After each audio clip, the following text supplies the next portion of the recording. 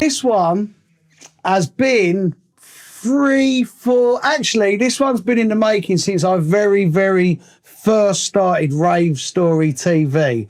I've wanted Matthew B in, didn't I? Since I started, I've been saying, come in.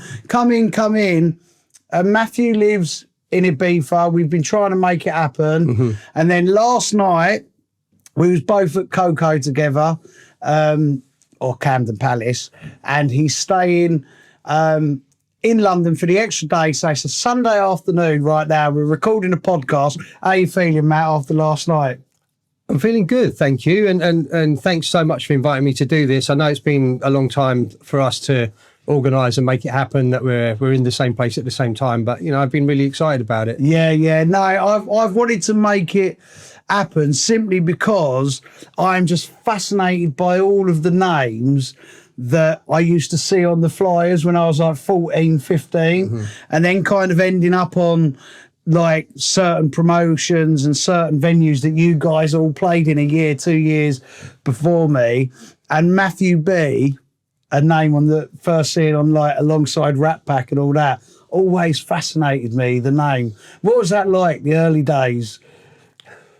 Well, it was, I mean, the early days were a complete game changer. For me, in many ways, it was an overnight sensation, if you like. I'd left school in May '88, and I was just 16 years old. I turned 16 at the beginning of August, and I got a job in Kentish Town, working in a disco hire shop. So they had like smoke machines and, I don't know, projectors and some sound equipment and stuff.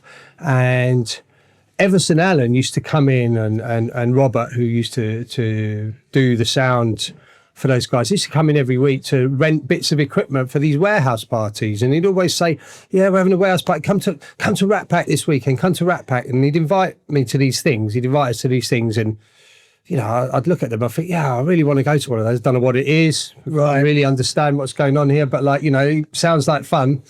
And then late August, I went to one, and it was in Merlin Street swimming pool, Merlin Street Baths, which was a disused swimming pool in North London, very close to Rosebery Avenue.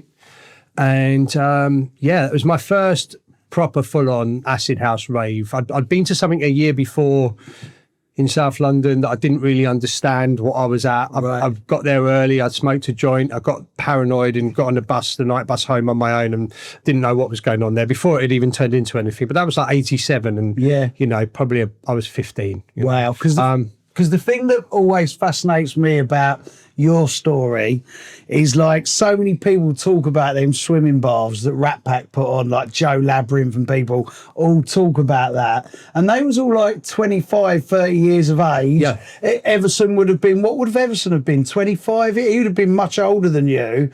Yeah. And they was either coming out of the soul and funk scene of the early 80s and then discovering this thing, or football hooligans. Yeah. And you're only 16. Yeah, I was very young. Into this world.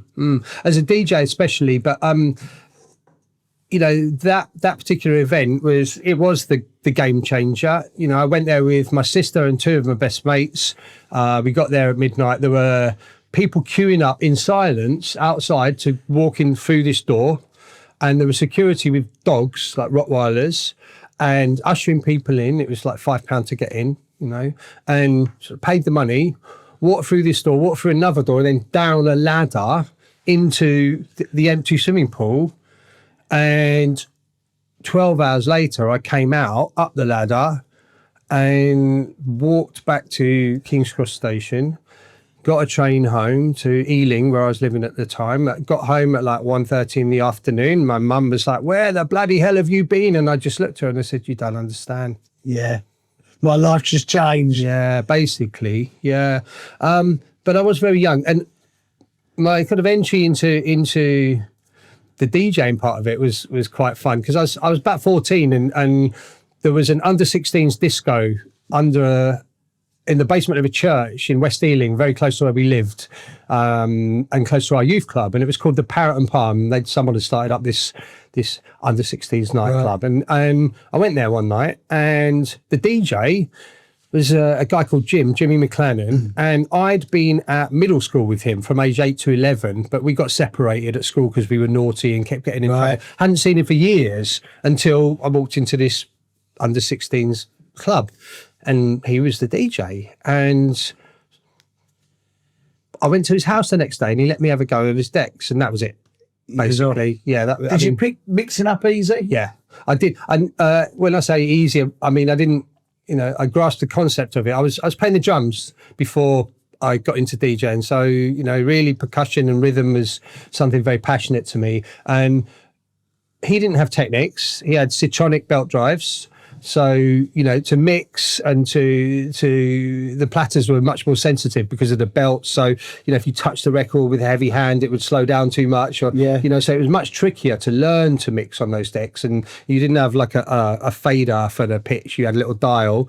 But if you could mix on those. I remember, you could mix on anything, And so, he was playing a bit of, hip hop and soul to soul and whatever. And so, my first experiences were with those Was you kind of buying records? Yeah, yourself a little bit. I mean, that's when I started buying records, really. When I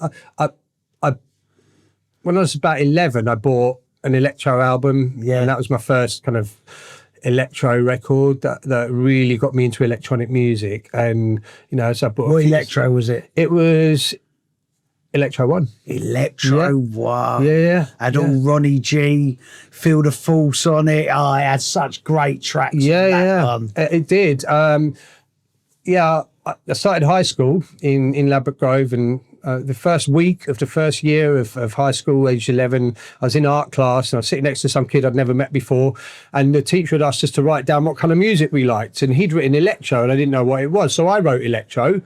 And we got talking, we became friends. I went to his house over in East Acton, and he put Africa Bambaataa Planet Rock on his dad's Technics deck, which was a SL 1800, right, pre-1200. And I heard that and I was like, this is it. Yeah, that and Depeche Mode, the synth sounds and stuff was what really got me into the electronic sound. Yeah, because no one, do you know what? No one really goes deep on that side of it. Depeche Mode, Heaven 17, groups like that. But their Kraftwerk, that trajectory is a huge impact on dance and house, as much as like the electronic, the electro, the disco and stuff, And electro, for me, that sound, it changed everything for me very quickly at that point. I mean, I was 11. I was growing up listening to my parents' music mostly and trying to find my way a little bit. It was like Radio 1 top 40 countdown every Sunday or whatever it was on a little radio. But, it was 1983 then, and Michael Jackson was peaking, so Thriller came out, and that was the Game Changer album at the time as well. But the electro sound is something that I'm still as passionate about today as I was back then in many ways. And so 14, and I started playing records, and then a few house things started to slip into there a little bit, but it wasn't until that period of that moment where I went to that party and things changed very, very quickly. Can you remember at the Ratpack party at the Everson Act? Because was Mark part of it on that first one? He was, yeah. And so explain Mark and Evan. I will, and it's no different to what it is now. Yeah. In many ways. So Everson would be on the mic. Yeah. Mark would be mixing the records, basically. I mean, Everson had records, but Mark did most of the mixing, and Everson was on the mic. The lineup was also Frankie Valentine, who I'm very close with today. We've got to get into Frankie Valentine, because Frankie Valentine was my favourite DJ in like 1990. So we'll get onto him. And one of my biggest inspirations. So it's Frankie Valentine, Everson and Litmaster Mark, and Steve Jackson. Who Steve of M. Jackson, Yeah. And that was Ratpack basically back then. And so, I'd gone to this party, and it was completely different to anything I'd ever been to before, as it was for many of us back then in that revolution. My experience of going to a club or a disco or whatever was, our local was a place called Greenford Hall. The DJ would be playing like Madonna and soul and funk, and it was fun, but it would be like standing around the edges, trying to get get up enough Dutch courage to go and try and have a dance with a girl, try not to get beaten up or get into a fight, drink a bottle of Thunderbird on the bus, go home. It was pink or blue, but and go home, try to get in the front door without your mum and dad hearing you, and then puke up out the window before you go to sleep. And that was, it was quite a sort of paranoid experience going to a club. It was like lots of sort of young people getting drunk and having fights and stuff, really. And then suddenly I went to this thing, and it was love and peace, and everyone was facing the same way pretty much, and they were like trance dancing, if you can call it that. Everyone was sort of doing, I'd never been, I didn't know what was going on, but everyone was smiling, hugging each other. I saw people in that party that I knew that were raggers that mugged people on the train track, train bridges outside my school, and they were hugging each other. Did you have a little fella on your first time out? Acid. Right. Yeah, so I had, it was called an acid house party. I assumed that was what you do. I had like half a trip, I think. It was my first time ever. Yeah. And 12 hours later, came out the other end. I had a very naive and I suppose youthful, misunderstood view in the beginning of ecstasy. Yeah. And I was a little bit late to the party with that one, which is not a bad thing. But, I did the sums in my head, and I was like, well, if an acid trip costs £5 and it does that to me, an ecstasy costs between £15 and £20, which it did at the time, I'm not taking that. Because that acid just mashed me up big time for 12 hours. So whatever's in that other tablet, I don't want it. And so I didn't go anywhere near it for quite a long time. I was like, no way, what? I was too scared of what it does. And my friends would be like, yeah, it's the best night of your life ever. And you'd be rushing. And it was the best night of my life with the acid thing as well, because it's very much about the music for me from day one, as well as the vibe and the unity and everything. It was, that sound, acid house. Yeah, can you remember what tunes were playing at the swimming baths? I can remember a lot of them. Yeah, I mean, I can remember Night Riders, Let the Music Use You was one that I walked away from. Break for Love, Fast Eddie, Acid Thunder, like lots. There were lots of tunes that I heard in there. Joe Smooth, the big classics. The ones that defined the Steve era. Jackson and Everson and Mark would play a lot of those. Frankie was always a bit more left field, and he had the most amazing collection. He lived with me when I was 17. I rented a 3-bedroom house in Tottenham. This was like, everything happened very quickly from that party on. Frankie Valentine was the first DJ I heard perfectly mixed live and with tunes that no other DJ was playing. But it was a mad period, because he came and lived with me for a little while, and he'd be like, set my decks up in this flat, which I didn't rent for very long, but he was just pulling out tune after tune. Have you got this one? Do you know this one? Have you got this one? And we still do that today. We're really close, and I'm so in awe of Frankie's musical journey as well. Did see like then the first time, like, because like you say, Ratpack was Everson, Mark, Steve Jackson, and Frankie Valentine, and in my head, they all have distinct styles of DJ, and then Ev's just this unique, like, showman, and his voice he's just always been so soothing in a rave when he's rapping or talking, and then singing. Even then, in them early parts, did all their personalities shine through their sets and their music? They did, and of course, in as much as it was very different between a Steve Jackson or a Frankie Valentine or Ratpack. Back then, the music was kind of more unified. The genres were not categorized. So it was like, it was good music, and it was rave, and it was house, and it was acid house, and it all kind of came under one banner, really. So it could. I mean, it could be, this one's less known or more twisted or more underground. This one's more accessible. You can sing along to it, whatever. But back then, it was one thing. It was all. Because what always fascinates me, and like me and Fabio got into this, is that period that you're talking about. Like, was it August '88? Yeah, right. Is those names on that flyer are just legendary to me and legendary to others, but it's such in the infancy of acid house and rave music. So it's like me and Fabio were touching on this in his podcast.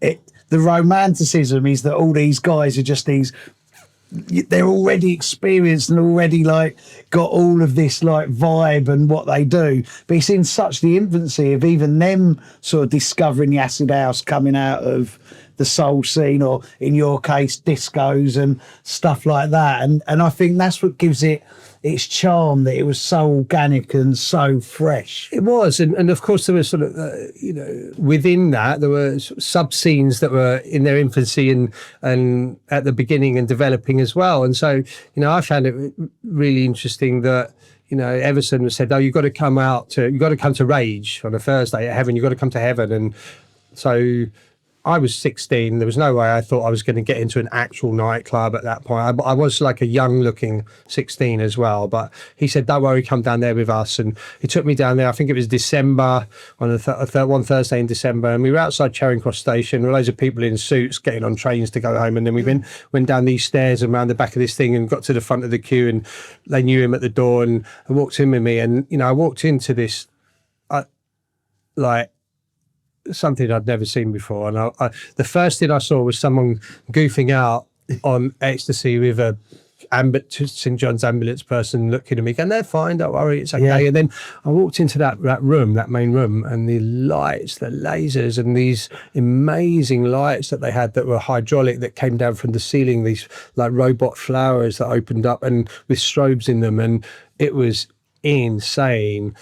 And I went every single Thursday from that night for 6 years. Every single Thursday. And I was on the dance floor, and it was, the main room was Colin Faver and Trevor Fung. Yeah. And then Fabio and Groove went and did upstairs as well, and Dominic. And they were God to me. Colin Faver and Trevor Fung were God in that room. When I was first given the opportunity to say hello to Colin Faver, I couldn't talk because I was too much in awe. Yeah. I was like, the music and what he was playing and where it took me was, it really took me to another place. Yeah. And, I think it's really important to remember, the culture's changed a lot where we're at today, because it's so saturated, and being a DJ now is different in a way to what it was then. It's a lot more accessible, but there are a lot of kids out there when they are young that start going out, and they do find something or someone they like, that look up to the person that's playing the music in that way. And it's really important to remember that you were that person once too, looking up to people that were your heroes, and that that people are there because they want to have a good time. I've made it a huge, as I've gone on over the years, I've made it a huge part, one, to name check those who personally inspired me, like all the time. But then also, that's one of the biggest reasons I do this, because there's also, you will have people who have inspired you that may not have inspired me, who may not be here anymore, or we may not be able to get in contact with to get on for interviews, and then all of us can talk about these legends and these heroes to us, because everyone who sits here didn't just come out of like being the big DJs they are. They had to start somewhere, and there's always an influence. Trevor Fung I've said it so many times, an absolute hero of mine. Yeah, he is. Like an absolute, not only a hero to lots of DJs, but also his influence to the overall culture forever. Yeah, it really is, and to a lot of other people as well, and I think we it's important that we honour that as well. That we honour those people that have been heroes to us in our lives, and what that really means. I mean, for me, I was very young compared to a lot of other people. It really was, and that became, I didn't know it at the time, but maybe a little bit of a bone of contention, because things blew up really quickly. By the time I was 17, I had 4 residencies in London, like Friday, Saturday and Sunday. And every Friday I was doing Busby's for the Crazy Club. Saturday I was doing the Park in Kensington High Street, either with Frankie Valentine or Dave Angel, and that was run by the Sunrise crew. And then Astoria, after that. And then Sunday morning was Busby, Sunday night was Limelight. And those were the ones that were every week, not including like, driving around the motorway like he did. And, it was amazing. And But I think, you know, between sort of 17, 18 and as sort of things were developing, there were people that were 10 years older that were like, you know, why is this skinny little 16, 17-year-old getting all these gigs, you know? So it was a little bit trickier because I was very young. Yeah, very. I've seen the pictures and I've read the interviews, and it does fascinate me how young you were. Can you remember you getting your first gig with Everson? Yeah, I can remember it like it was yesterday. So basically, they had this venue in Roseby Avenue that they would dig quite regularly for a while, this warehouse, and I'd become good friends with them. I started helping. It started off as I was like helping them carry the speakers in and out, like before the party and then afterwards in the morning. And then, you know, I was in charge of the smoke machine for a while and blah, blah, blah. And then one time the police were outside and Everson had to go to the door and deal with it. He gave me his headphones, he said, put some records on, right? And I was petrified, mate. Like, it was my first time. Like, my hands were shaking. I was looking through his box, like, what should I put on and all that. But yeah, I shot 2 or 3 records. I can't remember if it was 2 or 3 records, whatever. And, you know, I was absolutely petrified. And after that, they started giving me the warm-up sets. Brilliant. And then it was warm-up every week. And then it was later sets.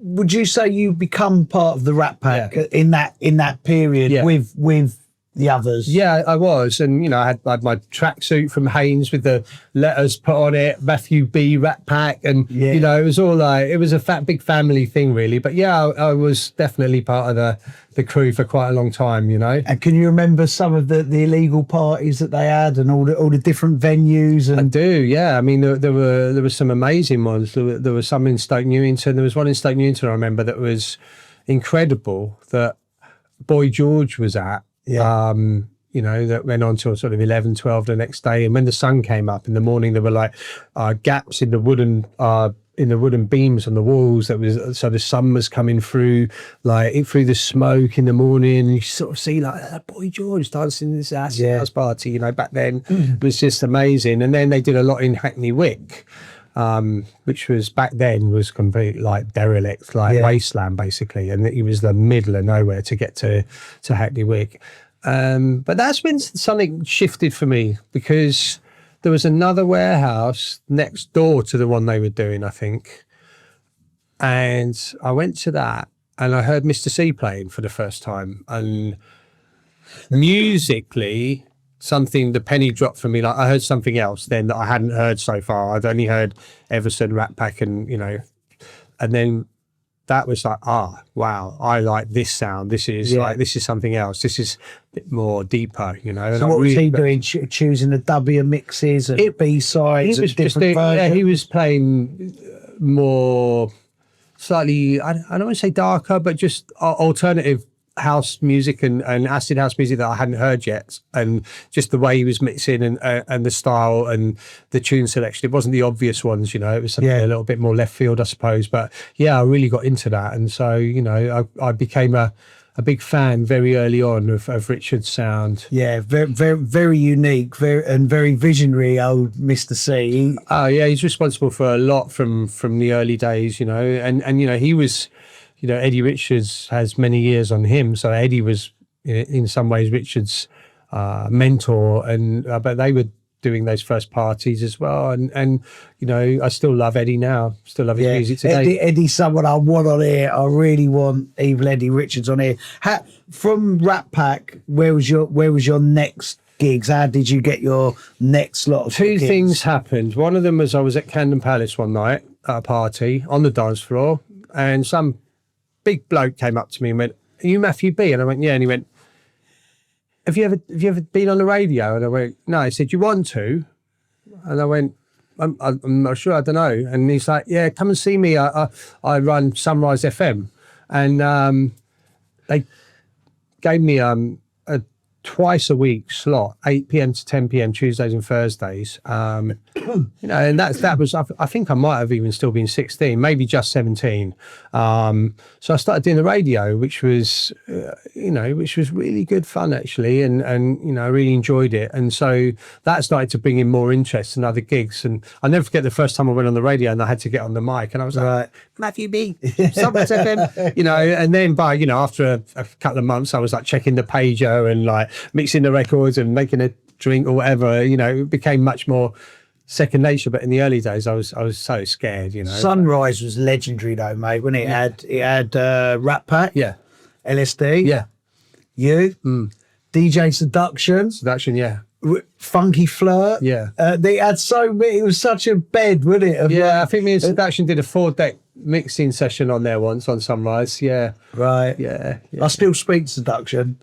Oh, really? Yeah. We love John, and we're going to get you on here as well, John. He another one who keeps swerving me, Matt. He keeps swerving me. But I loved Sunrise. Yeah, it was that and absolutely loved Centreforce were it, the two back then, you know, in the beginning. So that opened up, you know, a whole other world of shows. But the other thing that then happened, as you know, was Crowland Road, the Nuthouse. And I don't remember where Andy first came up to me that ran it, but he, you know, came and asked me to come and play at his party, and you know, it was him and you know, in this venue, and his mum, and they paid the neighbours, and I don't know what exactly the deal was or how they did it, but it was me, Groove, Richie Fingers, Bones, Yeah. GQ would come, because I spent a lot of time hanging out with Richie Fingers, Frankie Bones, and Gary GQ. They used to have a little collective called Shag, right? And they used to go everywhere together and play together. And I went to a lot of the Orbital raves with them as well. I was little Matthew and I jumped in the car with them, and we just go to all these parties together and stuff. But you know, Crowland Road was a residency for me, and they started doing Fridays and Saturdays, and I was doing, you know, usually doing an hour or 2 hours on a Friday and a Saturday, and you know, he was paying me an hourly rate, and at age 16 coming on 17, you know, I think it was 150 quid an hour or something. Yeah. You know, I was coming home to my mum and dad's house in Ealing, like at the end of Sunday, with like, you know, 600 quid in £5 notes or whatever, and then I'd go record shopping. I spent all my money on records. When I mentioned that you was coming in, so many people who watch my channel were just like, the Nuthouse, Crowland Road, ask him about that. Like people who went there regularly to hear you play. Like they spoke with such fondness about it. And just the name of the road is like mythical. Explain the venue, how many people, the kind of tunes you'd play. I want to know it as much as you can remember coming on, you know, if you come on after Groove or Seduction, I want to know these memories of this mythical place. It was the reason that I missed quite a lot of the big raves, the early, you know, in 89, because I was resident there.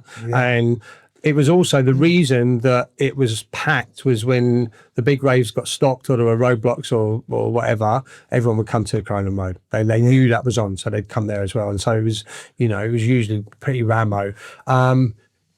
It was at the beginning of the street. It was a residential street, but it was like a, you know, a hall, basically you know, looked like an old kind of, I don't know, social, you know, a men's club or something, just a big room basically with a tiny little courtyard at the back. So you go down these stairs to get in there and then through these doors. And it was lots of smoke machine, a strobe, basically, in a sound system usually. And, you know, at some point I think they got some lasers in there, whatever, very sparse on the old lighting.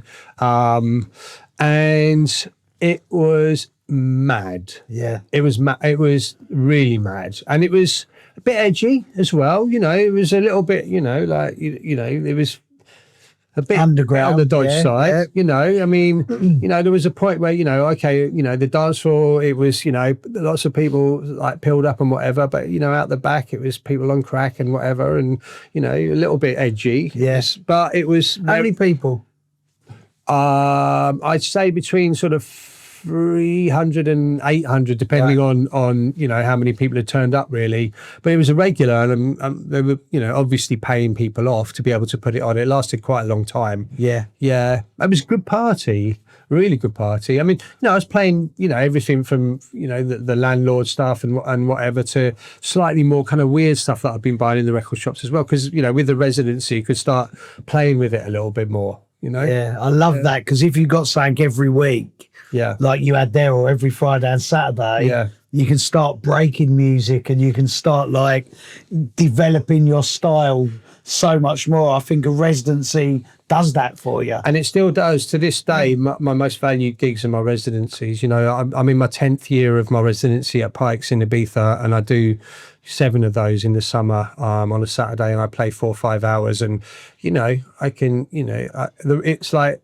home. It's like I know the room so well, and people know me, and I can go where I want to go with it, and it's not the unknown, it's like familiar, but you nurture a residency, you build it up. And from the residency I had at the Park on Saturdays, and I'd either play half the night or sometimes all of the night, which was 5-6 hours, and it would open at 9 or 10 and shut at 3 a.m. and just go on that musical journey. I love that, mate. Like now it's like back when I had the Labyrinth residency for 5 years, every Friday and Saturday. You just hone your style, and you just get tunes that end up defining you or the club that you're doing.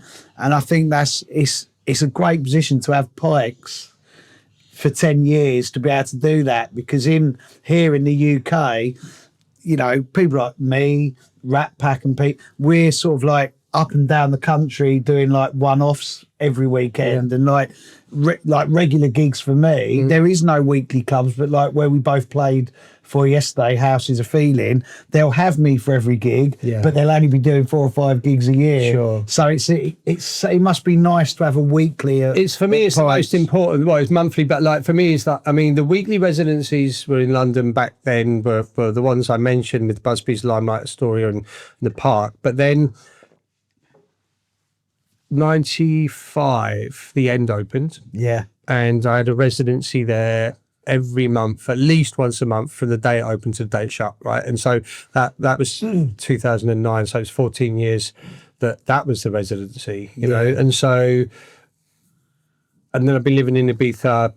I was living in Ibiza since 2013, but the residency started around sort of 2015. And so, you know, having those they're the most treasured gigs to me. I love traveling. I love doing one-off gigs and amazing gigs. But, you know, I nurture a residency and, like, you know, it builds up and, you know, they're full. And that's because people know that the music's going to be good. And, you know, or even if they don't know that, then, you know, I'm always going to, you know, do my best to give them a good time because of the familiarity of the room itself and, you know, working with great staff, a great team and great managers and great bar staff and, you know, that family feel. That's the thing with a residency, when you create that emotional connection between you, the club, the team, the staff, all of it. That's what makes it. But it also defines your style. You know what I mean? I love hearing you talk about a residency because it seems such a far distance for me. Like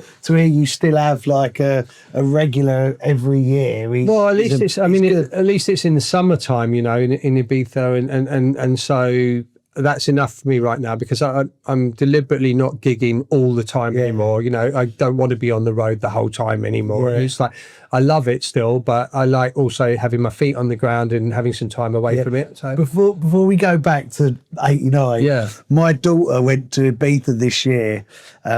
She was 27 and she tried her luck at Pikes and couldn't get. Is it over 28? It's 27. Oh, right. Sorry, she must have been 20. She must have been 26 when she went. And she went, Dad, I'm going to try and get there. And I said, I think that's the club that you're not allowed. And like, she couldn't get in. Give her my number next time. We'll sort it out. She couldn't get in. And then the following year, she DJ'd because she DJ'd at Ocean Beach. And me, her mum, and her nan went and surprised her she was DJing, and I was so embarrassed. You wouldn't think I'd get embarrassed with the way I am on stage, but they let us go behind the decks at Ocean Beach, and I felt so. She's really young, isn't it? Yeah. She's really young. That's really young. And there's me, her mum, who we're both 50, and her nan's 75, and she's DJing, and we come out on the front. The world could have eaten us all up, because it's like. But it's interesting that, isn't it, that we can be performers and we can be okay in front of however many people when we're doing our thing, but in other certain situations or circumstances, it can be incredibly intimidating. You know? Tell me, mate, and that's, you see me yesterday, like how I am, come on everyone, and then it's like, oh shit. I watched you and I was like, how am I going to follow that? You know, I'm like, wow, that's really impressive, you know? Yeah, I've just got a big mouth. I've just got a big mouth. Right, so back to 89. So Nuthouse. So that, you'd say that was the Sunrise Radio, Nuthouse, next thing on from the Ratpack. Yeah. And then how did Crazy, because Crazy Club's legendary. Was that 89 Crazy Club? 89, 90, 91, yeah. Yeah. How did they all then come about? And then, you know, I'm going to ask you about the atmosphere of Limelight, Crazy Club. So what was the next step from Nuthouse? Well, I mean, that was really the next step, I think. I mean, the Crazy Club guys were a really amazing trio to be, you know, working for back then. You know, they had an amazing thing going on. They started off at Crazy Larry's in the Kings Road on a Sunday, which I'd been to a few times and just hung out, and like, it was, you know, all the old faces would go. It was at the time when everyone used to go there. Then they'd go to Clapham Common and just hang out on Clapham Common, like, and just rave with someone would bring a speaker, you know. And they started doing these parties, and, you know, they were booking me very regularly, actually. And they were West London as well. Like James Mitchell was West London, Dave, I think, was West, and Carl was West London. And there was a place in Ealing called Haven Stables where we used to hang as well. Remember that? And it was like, you know, Alex P and, you know, Brandon used to play up there, and Carl used to go there a lot. And so I was kind of in with those guys from early, and yeah, it was, they liked my music and booked me for a lot of their events. And so it was regular work, but the parties were amazing. Yeah. Yeah. I mean, the Sunday morning things were amazing, you know, like, so Busby's on a Sunday morning was rammed. And like, when it came to sort of kicking everyone out at 11 a.m. or whatever, and everyone would be out on the street, like dancing the fountain at Centre Point or in McDonald's, everybody's still like a little bit, you know, bright-eyed and bushy-tailed, shall we say. Yeah. You know, it was an amazing time. And you know, it started off with their Sunday thing, and then they started and the Friday night. Philip Salon used to do Fridays as well. He used to do the Mud Club there, and that was really good. I used to play for him too. They were great parties. And then Astoria was a big jump for those guys. They started doing Astoria on Saturdays, and you know, that was mad. What was that like, playing Astoria in that golden period? I've got photos, actually. I've actually got photos from back then. It was it was just unbelievable. I mean, it really was, because it was still that whole unity feeling. Everyone was unified, and the tunes were all amazing, you know, and it was just kicking and rocking. Yeah, and brilliant. I did an 88, 89 mix the other day, and the thing that struck me with hindsight was how the makeup of every single tune was different. Every drum pattern and drum sound was different. Every bass sound and bass line was different. Every vocalist was different. Every tune, because there was, people weren't using sample packs or the same synths, and that also makes that era so much more magic. It really does. And of course, I guess flattery is imitation, and you know, so many people have been inspired by hearing a track, and they've wanted to make something that sounds like that, and I get that, and I've done it as well. Of course, it's normal. There's so many. Even today, I'll still hear a disco track or a funk track and not realise that there's a sample in there that was like one of the main samples from an old house track, because I wasn't a disco kid. I was going to discos, but I wasn't into the disco music era, so I didn't know those tracks. And like loads of the Todd Terry things, loads of those early acid house and house tracks were samples from disco records. Yeah, that really were. I hadn't realised, you know, just how much that was going on. Of course, now it's like, you know, there's 10,000 versions of every single type of song that comes out every week. So it's very different. But the music was so versatile back then. It really was. And, you know, you had the deeper stuff, the stuff that was coming out on from, you know, New York and from like Satoshi Tomi and Tears and Dave Morales, mixes of that, and, you know, the real deeper vibe of that. And then you had things like, you know, Devotion, which was just, that was the Astoria theme tune for quite a long time, was I Want to Give You Devotion. That was the big man. Yeah. You know, that was, you know, the moment. Matt, you said that while you was like in the Nuthouse, and then I'm guessing having all these residencies every Friday and Saturday, you said that it meant that you missed a lot of the orbital scene.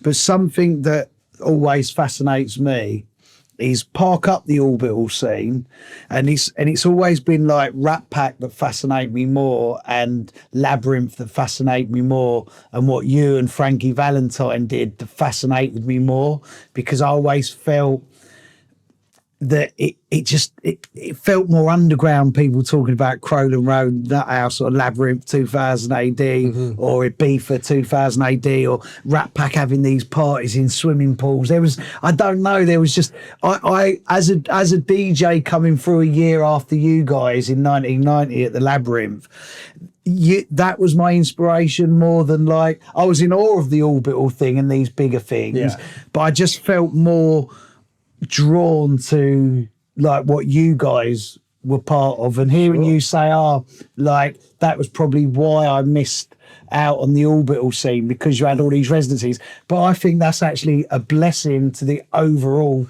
trajectory of London and the scene. I mean, I guess, you know, when I say that, I can think of a few of the big ones that were either supposed to happen and didn't happen, or did happen, like a few of the biologies or sunrises. I mean, I went to some, don't get me wrong, and I was playing at some as well, but, you know, it was, you know, there were always these people trying to put on these massive ones, and they were where the majority would try to get to and then would end up coming back. But we haven't even talked about Clink Street or all of that stuff. Yeah. And I used to play at the Dungeon. I want to know about all of them places. I mean, that was like underground. The Dungeon was, I mean, that, and, you know, when I first started going out, 88, and, you know, like I said to you with the whole acid house thing, and like I wasn't taking ecstasy, but, you know, I was on the acid thing, and, you know, the Dungeons, it used to open like during the week all night, and, you know, it would be open on a Tuesday or a Thursday or whatever. There'd always be something going on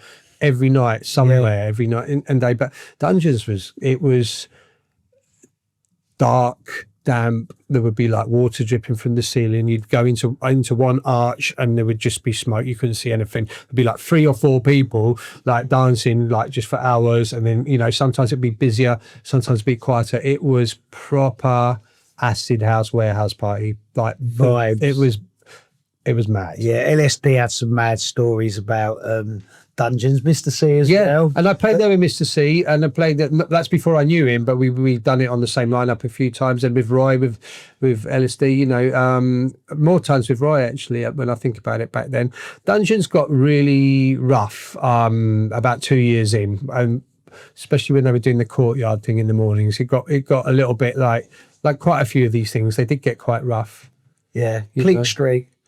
Clink Street, I did play once or twice, but not for Rip, which was the residency that Richard had, Mr. C, that he did with Eddie for Paul Rip, and that I went to that though. That was amazing. That was like the dark side of the acid house revolution. Like you had Shoom, which was fantastic, amazing party, but very the happier end of it all, I guess you'd say, you know, much more colourful and Balearic, and, you know, it was incredible. You know, I heard Tony Humphries play there, Noel Watson play there, and Danny was doing his thing, and it was great, and it was an amazing vibe. But then the other end was, you know, the dark room with the smoke and the strobe and the acid house music, and the Eddie Richards and Mr. C, and it was amazing. You mentioned Noel Watson there. Yeah.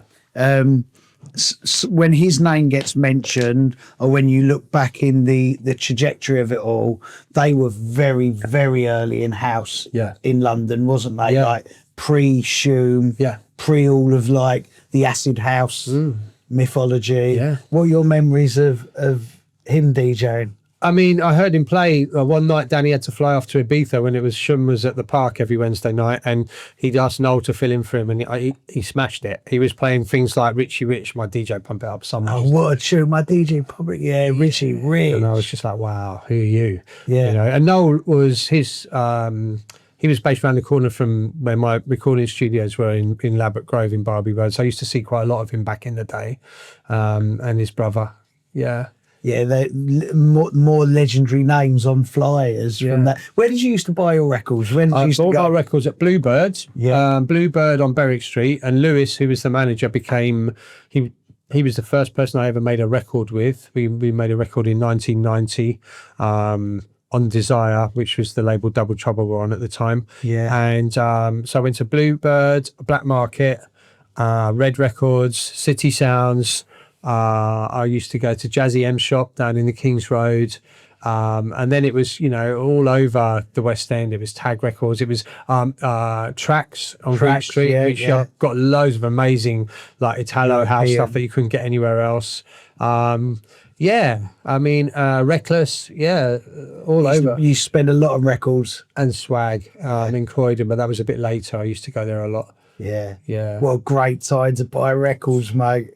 Amazing. Did you get all your DJ wages and spend most of it on records? Yeah. And, you know, in hindsight, going to the record shop when I was still pilled up from the night before, I probably bought loads of records that I thought were really good that might not have been that good. Everyone says that. Yeah.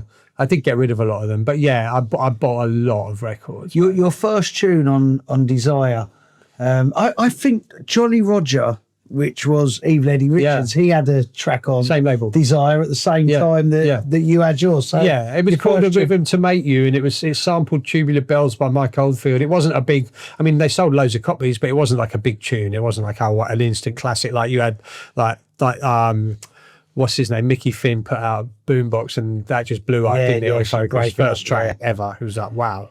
Yeah, it wasn't one of those, but it was good. It was nice. That Mickey's tune was just a defining breakbeat moment, because it kind of like, it's funny because I put a post of that up the other day, and both Frankie Bones, not Frankie Shagbones, but Frankie Bones New York and Tommy Musto New York, they comment, actually Frankie's coming in April, he's in the country in April, and often Tommy messages me when I post these tunes, but they left the message saying how that record come out, because obviously Mickey made it. Mickey said, while all my mates was at Carnival that weekend, I made this tune, and with Tim Taylor.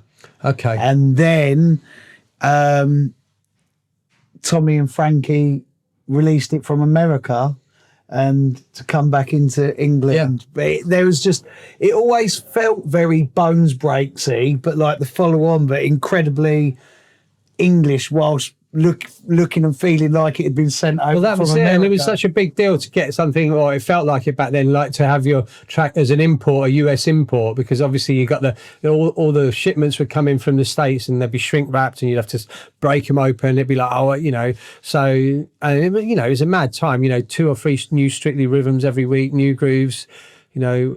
I mean, I used to buy all the new grooves. Yeah, when I think of you, I think of Strictly Rhythm and New Groove for some reason. I've been signed. I've put out 3 or 4, 5 records with New Groove in the last couple of years. Yeah, it's been amazing to see them come back. Yeah, and like what I've really liked, because I've been buying their records as well. Yeah, they've been releasing some records. Yeah, but even though it's modern, it feels really authentic to 1990. Yeah, definitely. And that's what I like. I'm not in. With new music, this is going to sound mad, even though like I play big tunes, they're all the original big tunes, but when it comes to new music, I like it to be new music but authentic. Yeah. And I think New Groove have been doing that really well.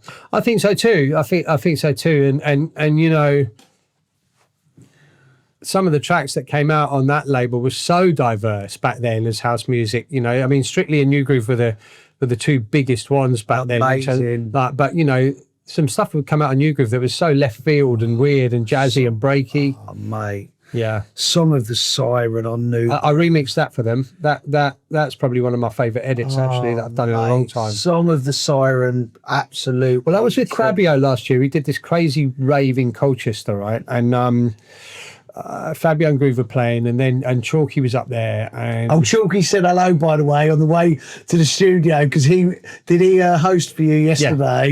Yeah. And well, you know, we've known each other. I've known Forever. Chalky since I was 11.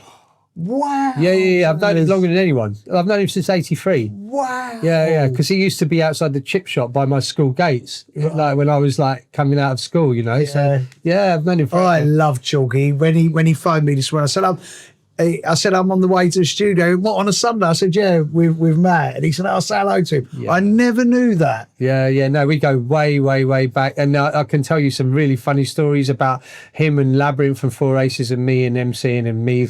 Like I used to unplug the mic and just throw it away to stop him, because he just wouldn't stop talking back then. Like, and I don't know how I got away with some of the things I did when I was that age, but like, cheeky, he just got too much for me, or the MCing back then. Yeah, you know, like something shifted for me with the sound. We'll get onto that, because in my head I've got two things in my head, but I've got to go back. She was saying about Colchester with Fabio. So and so Fabio had mentioned it to me. He said, Math, he said, he was just talking about music, and like, he was like, mate, you know what tune came up to me, because they used to play this upstairs at Heaven. He said, Song of the Siren. I said, well, they've just released my edit of that on New Groove. He's like, mate, you've got to send it to me. Yeah. Song of the Siren. That was always my favourite, or one of my favourite new grooves. I had so much.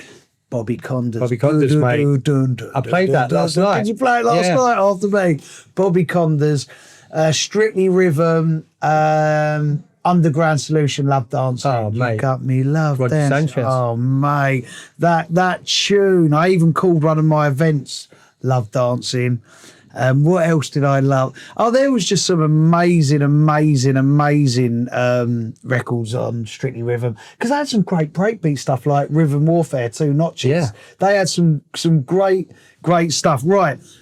It's interesting that you just said about the MC thing, because in like 1990, there was this period like 1991, and I'm talking from a London-centric point of view, Groove Rider, Fabio, Matthew B, Richie Fingers, Mickey Finn, Jumping Jack Frost, Ray Keith, Brian G.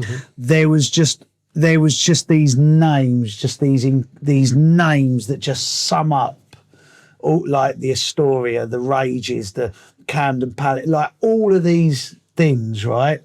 And it was like you just looking in at the flyers, you were just all this movement, like all of these names, and the name Matthew B, Richie Fingers, you were all these big names to me on these flyers who inevitably all took different paths. Like some of the guys went the jungle drum and bass way, and less, I feel, went the house way in that period of 1991 rave. But what the rave scene of that point in time before the splits, like coming out of 89, that 1991 period, which was, I guess, breakbeat, hardcore, still lots of house being played. Can you remember that era and the vibe of that era, playing with all them guys? I do. I remember it very well. And, you know, it did start, I guess, if you could call it genrefying in some ways. So, you know, whereas I guess in the very beginning, you know, we were all pretty much together.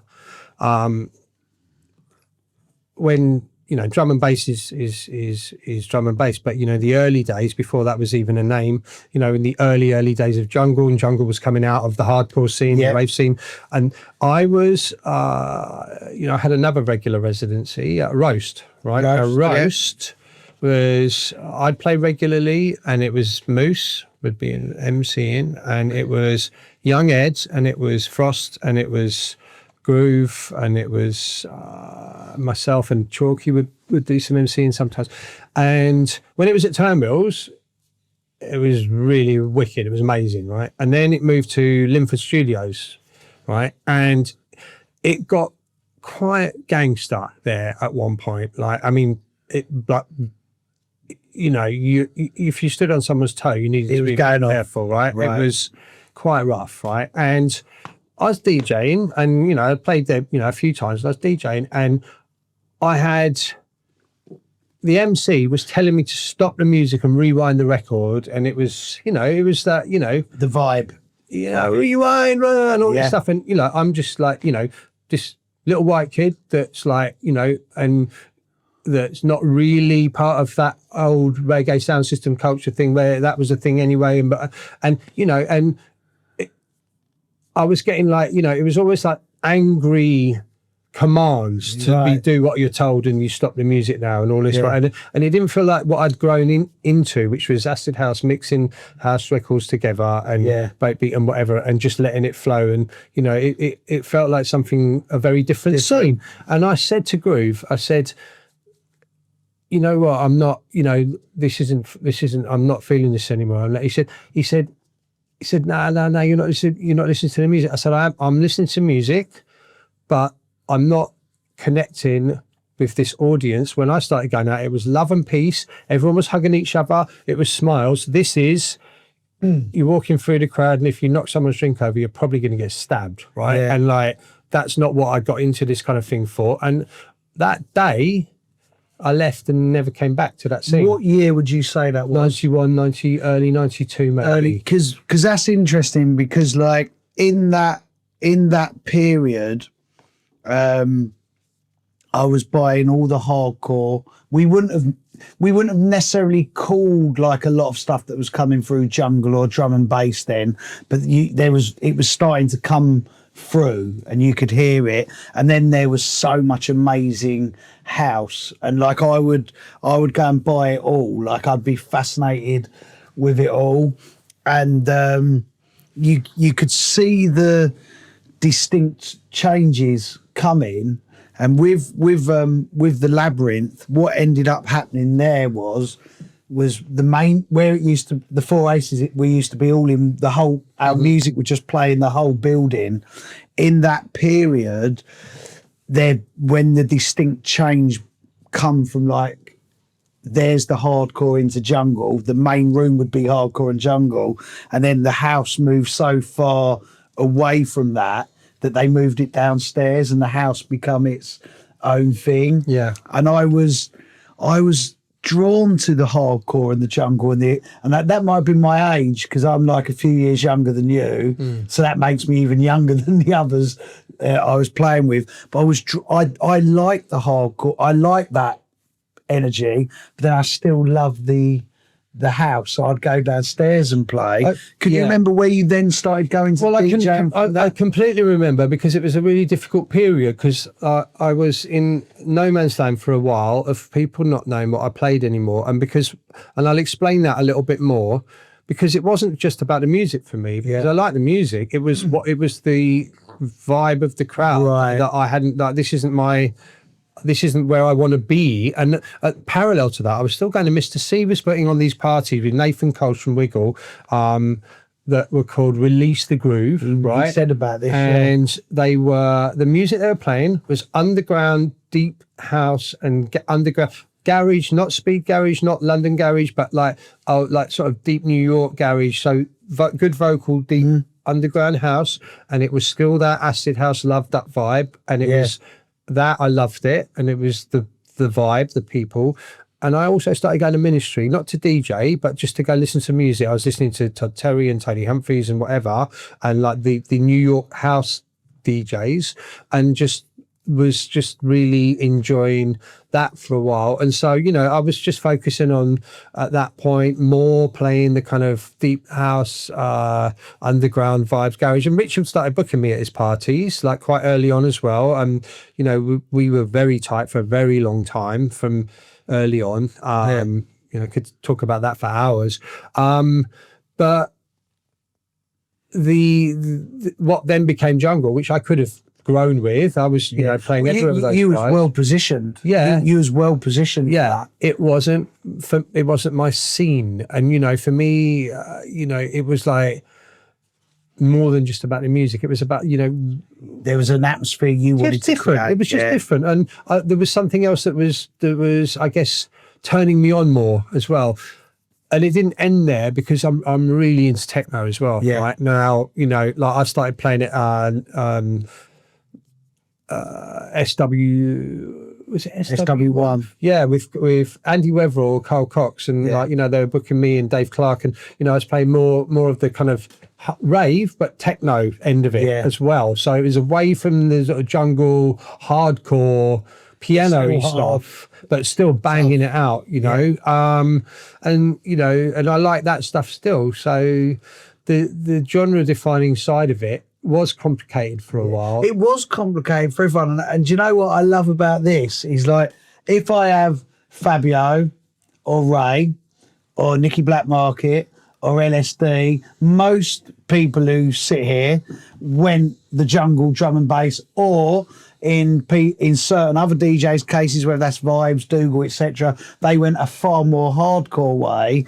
But you are actually from the original 88, 89 house scene, and as this whole thing grew, you continued with the house. But you did find yourselves, as all these splits are coming, needing to make sure you were authentic to your vibe. I get that. I completely get that. And you know, and with Photech and you know, and the early drum and bass, and that incredible sound, and my distributors, my vinyl distributors out in Maidstone at the time, that they were distributing all those guys as well. I'd get all this music super early, and you know, me and Layo would go and get our tracks cut at the music house on Holloway Road, and with DJ Ryan and Groove and Fabio, everyone queuing up to get their dubs done. And I was hearing the most amazing music, yeah. And you know, and I still think it is, but you know, we can't be everywhere all at once, right? Yeah. With all of these things, and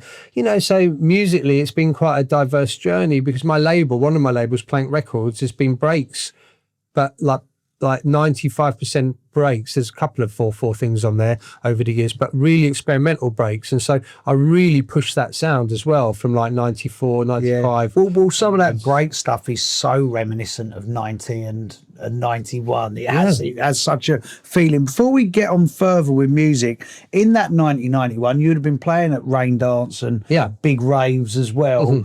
What were some of the big raves you before that split, before you making the split away from hardcore and jungle and going to the house? What were some of the big raves like 1991 you did, your memories of them? I mean, some of the rain dances were wicked, man. There was also, I used to go and do the Eclipse in Coventry, which was, did you ever do that? No. That was mad. Yeah. And me and Groove would go and do that, and then but it would be people like Sasha and Carl Cox as well, and down in Stearns in Worthing.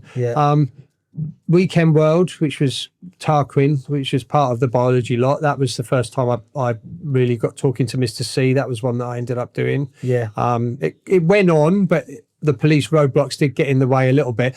One that I went to and didn't play at, but was in my opinion, was the rave that changed everything, was Sunrise at White Waltham in the aircraft hangar. And I went there with an empty record box so I could carry it. And I walked through the back door of the aircraft hangar, went up to security and said, I'm DJing. And I went up the ladder on the stage, took some acid, and Frankie Valentine was playing. He'd invited me and Fabio and Mr. C. And, you know, and I just stayed on that stage for the whole 10 hours, and I've never seen anything like it in my life. I know it's like, that was the big one, you know, that was a real game changer.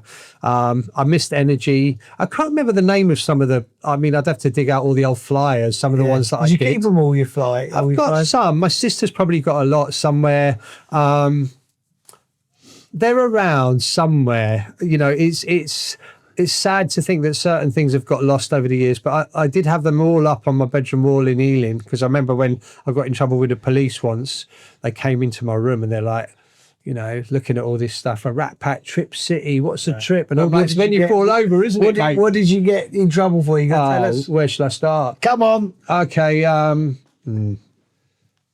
well, and that was me thinking you was all innocent, just discovering. I decided to teach myself to drive when my parents went away for the weekend. So I took the car keys, drove my dad's car out of the driveway, drove it up to Ealing Broadway, turned left, past Haven Stables, stalled the car, started it again, but put my foot on the accelerator instead of the brake, drove it straight into a lamppost. Lamppost fell on top of the car. I got out of the car, some kids across the road said, give me 10 quid and I won't tell anyone. I said, go fuck yourself. I threw the keys into the car park of the railway station across the road, went and took some magic mushrooms with Jamiroquai, and then came back to the car park at 3 o'clock in the morning to try and find the keys. and fell asleep in the car. Right. And woke up to the policeman knocking on the window saying, hello, what's going on here? And they took me back to my parents' house, and then I got kicked out. Right. And then life went on really, but that was it. Any other naughty things you did? I've already feel remorse for even sharing that story. And So there's more of the... Well, no, I wasn't that bad. I wasn't, I mean, I was a naughty boy, but I wasn't like a dodgy, I was never like into anything like, I was just into the music really. I was cheeky and but whatever. But I wasn't like doing criminal activities. Right. Eventually, I'll be honest with you. I tried to become a drug dealer once, but I ended up just eating them all. Basically, I can imagine eating them all and crashing cars. My mate would be like, say, okay, I'll give you 10 pills on tick, and then you can sell them. And I'd eat 5, sell 2, and give away 3. Yeah. And then ended up owing him money, and he confiscated my decks, and then he wanted me to DJ at his birthday party, and he gave me my decks back. So, Right, fair enough. These are just you mentioned Jamiroquai there. Yeah, we're very good mates. We were anyway. We grew up together. Right. I took him to his first rave at Busby's. Wow. Yeah. And he get on the pills as well? Everyone did. I mean, everybody. Yeah. Back then. Yeah. But, hats off to him. We toured Australia together when we were in our big period. Well, he still is, but it was us, Groove Armada, Jamiroquai, and Norman J, and that we were all out together. Yeah, good old days. Going raving with Jamiroquai or getting him into raving, that's mental, isn't it? He'd come to the parties at Linford Studios. Hey, Math, guess what? I just signed a 10-album deal with Sony. Yeah. I'm like, well done, mate. That's amazing, isn't it? So the period of like the rave going into deciding, I don't know about the aggression and the energy of jungle and hardcore and that, and then release the groove and more housey. You find your rhythm then? I did, yeah, and things really developed. I did struggle a little bit for a while with that no man's land of not feeling like the scene that I was sort of walking away from was where I felt comfortable anymore. But then, I wasn't like people like Ricky Morrison and DJs that were already known well for playing that deep house garage sound, firmly established. And, I was buying the records, but I wasn't getting booked at any of those parties really. And so, it was a bit of a difficult period and a period of sort of reevaluation, I guess. Where you had friendships with like Frankie, Mr. C, Richie. How were they feeling about the hardcore and the jungle and the splits? Can you remember conversations that you'd all have, or was it collectively as friends? Like, well, there was 2 things. One of them, Richie was there the night I decided that I was done. Yeah, I was doing a party in Kensington, a Sunday afternoon thing. Can't remember what it was called now. And it was a bit more sort of the garagey vibe or whatever. And I'd accidentally knocked someone's drink, spilt a little bit of someone's drink, and they were a gangster. Right. And they were like, you need to buy me another drink right now. And I didn't have any money on me. And they were threatening violence. And Richie was there. And I said, Richie, can you lend me some money? I've got to buy this guy a drink. He lent me the money, I bought him a drink. And I was like, I can't be in this scene anymore. This isn't nice. I don't like it. Yeah. And that wasn't about hardcore jungle. It was just that period of time where I was really sort of feeling lost in terms of, I think the scene did ebb and flow. I think 93, 94, there really was a strange atmosphere that did go on. I remember it so distinctively myself across Four Aces, Bagleys, because if you think about it logically, and no one really actually, when I was on the Dodge Whittle podcast, we went in on certain moments in time, because like we have the romanticism of like those periods where it is all loved up and new, and there's these certain eras where it was all there, it was peace, love and unity. But as music and drugs changed, and then like every 6 months or every summer a new wave of people would discover what rave was, I do remember like certain times at Four Aces or Bagleys or certain venues, especially in 93, 94, where stories of trouble at the door or people coming in with knives and having to be stopped from going in. There, more trouble did come along as time went on. So I completely get where you're coming from, because there was certain changes in time with music. And I think that is a lot down to it maybe not being as much as a secret as it was in 88, 89, 90, styles of music, just different influences coming in. And it's interesting that you remember it and pinpoint people like getting the ump if you trod on their shoes or spilt their drink, when previously it just hadn't been about that. And we can separate two different things there, really. We can separate musical styles and, what's the demographic of people that are going out in that area at that time, and, why is that? And it's not necessarily always connected, but, I guess also with the musical styles, I still love all the breaks and stuff, but I had moved away from the piano-y hands in the air.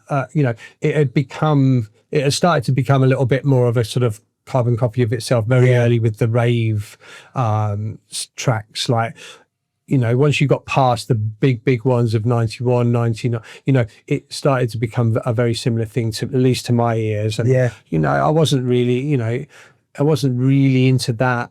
It got very fast and, very piano-y and a little bit Pinky and Perky. What's interesting, Matt, is like House Crew, Floyd Dice, for argument's sake, who did like All We Want to Do Is Dance, which was like the anthem of late 89 going into the freedom to party. He did bleeps and bass tunes in 90. Keep the Fire Burning. All of that stuff, Daydreaming. But in his podcast, we were talking about like 93 and 94, and he was into it speeding up. He was into the intensity of them, what the drugs were creating for the music, and and we touched on his podcast about how different the atmospheres were in front of us in 1990 compared to 93, 94, but he wanted to capture, when he was going up and down the country PAing and seeing people getting more intense to the hardcore and the jungle and the faster music, he went that way. Yeah. Do you know what I mean? Whereas Mr. C is almost, in his head, almost the same as you. As, once you've had Bizarre Inc. once and you've had these intense tunes that have the big hands in the air, for him, he didn't want to go that way anymore, and you're saying the same. Whereas for Floyd or me, I'm like, more fucking pianos, more hands in the air. And I think it's really interesting how in that 88 to 94 period, by the time it gets to 93, 94, they're going drum and bass over that way, they're going more hardcore, in your case more techno, real garage, original garagey tunes.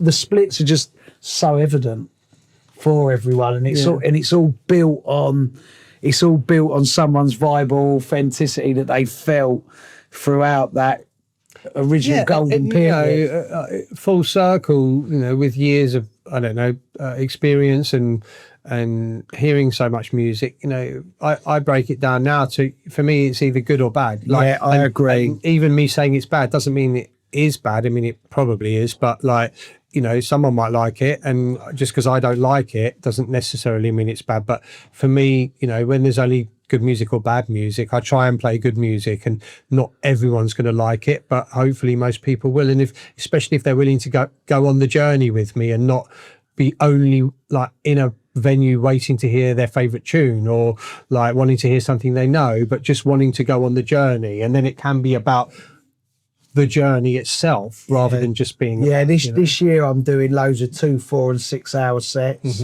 because like so many, like a lot of things that we all get booked out, they want us for an hour, especially at the festivals, and we have to compact our vibe into that hour, if that makes sense. All of us have to put our personality into that, and we all want to entertain, but we all want to educate as well. And sometimes in an hour you don't have an hour, for whether I'm being greedy or selfish, an hour just isn't enough. We will do the hour, but we want to do more. So this year I'm doing 2, 4s and 6 hour sets, just so as like I can take people on that journey. And that's what you want to do. And you know, good for you. If that's what you want to do, good for you. I saw the times today from last night, and I think maybe you and someone else said it was like 45 minutes sets or something. Yeah. And I was like, wow, those, I didn't realize that the sets were so short. But, you know, I think even going back to Raindance, and,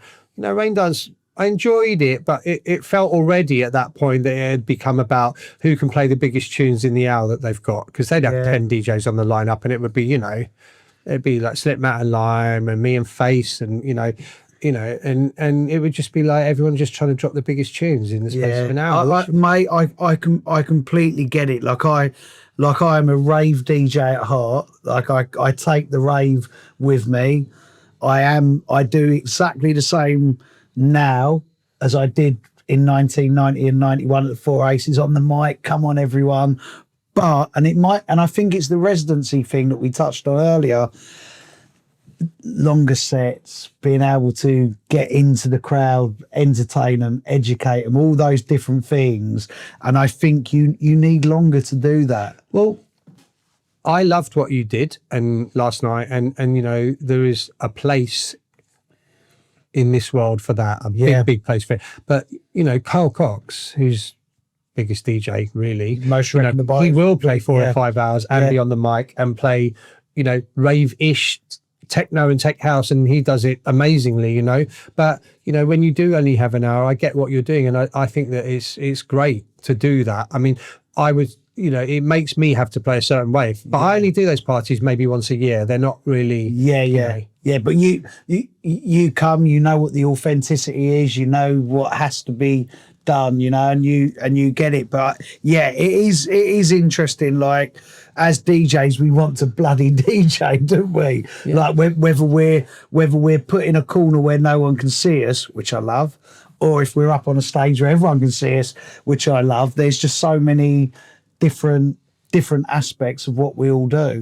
It's not one size fits all. What other tunes was you making from your first one on Desire up to your big moments, but your earliest tunes that you were making? I started a label. I only put a couple of things out called Tax Discs, and the label looked like the old tax disc off a car, right? And the first one was called Don't You Remember the Good Times, and it was with that vocal sample, and it was quite a piano-y, and it was all right. Nothing that special. And this was all still like Matthew B, you know. And then when I first put something out on Clink, Mr. C's label, that was when I became Bushwacka, and I stopped becoming Matthew B, you know. And that was an interesting moment, you know, that name that came from. I used to be the engineer, the assistant engineer at Mr. C's studio, the Watershed. So, you know, as I was finishing my course in sound engineering, he was opening this studio, and he already had 3 really good professional engineers to come and work on people's tracks, but I became the assistant. So it'd be like making cups of tea, wiring plugs, reading manuals, and being there to be the, you know, run up the shop for people. But because you've still been really young, very young, but I was in there one day. I used to smoke a lot of weed.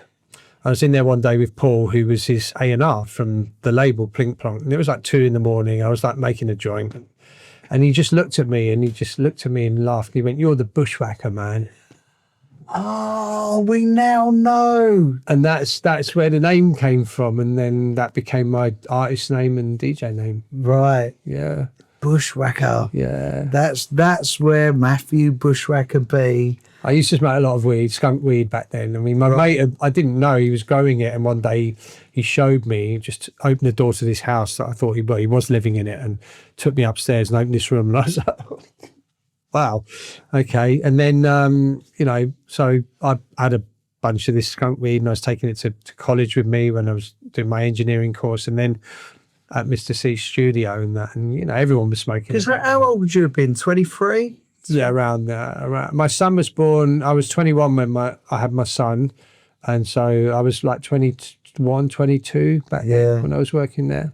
I was 19 when I had my son. Sonia was 17. Because it's so strange hearing you say that you was an assistant engineer at Plink Plonk, and how you describe it as like you just go and get the tea and in my head, this is Matthew Bloody B. He was on all these flyers in like 89, 90 and 91, and then in that, what was that, 94, 95? No, you said, well, it was, well, let me think. Yeah, around 93, 93. Yeah, and then you're saying, well, I was just like going to get the tea, and I'm thinking, what? But then I'm thinking, no, he was so bloody young, like really, really young in that. But getting a job in a recording studio as an assistant was like a very sought after job back then, you know, and you wouldn't get paid. I mean, I think I got my train fares for a while and stuff, and Richard would, you know, obviously buy everyone's dinner and stuff. But, you know, it was an apprenticeship in a way that you got to learn by being around the other engineers and in the sessions. So you would get a bit of studio time for yourself. And, you know, that's where I kind of, you know, learned quite a lot of my early engineering and producing skills was with the other engineers there. What kind of equipment did you have in the studio? So this is why, as well, things went in different directions. So Roy, LSD, was like, and, you know, he was banging everything out on samplers and all of that. Matt, you need to get a sampler, whatever. And like, you know, and Richard, Mr. C, was like, there's only one rule in this studio, no sampling, right?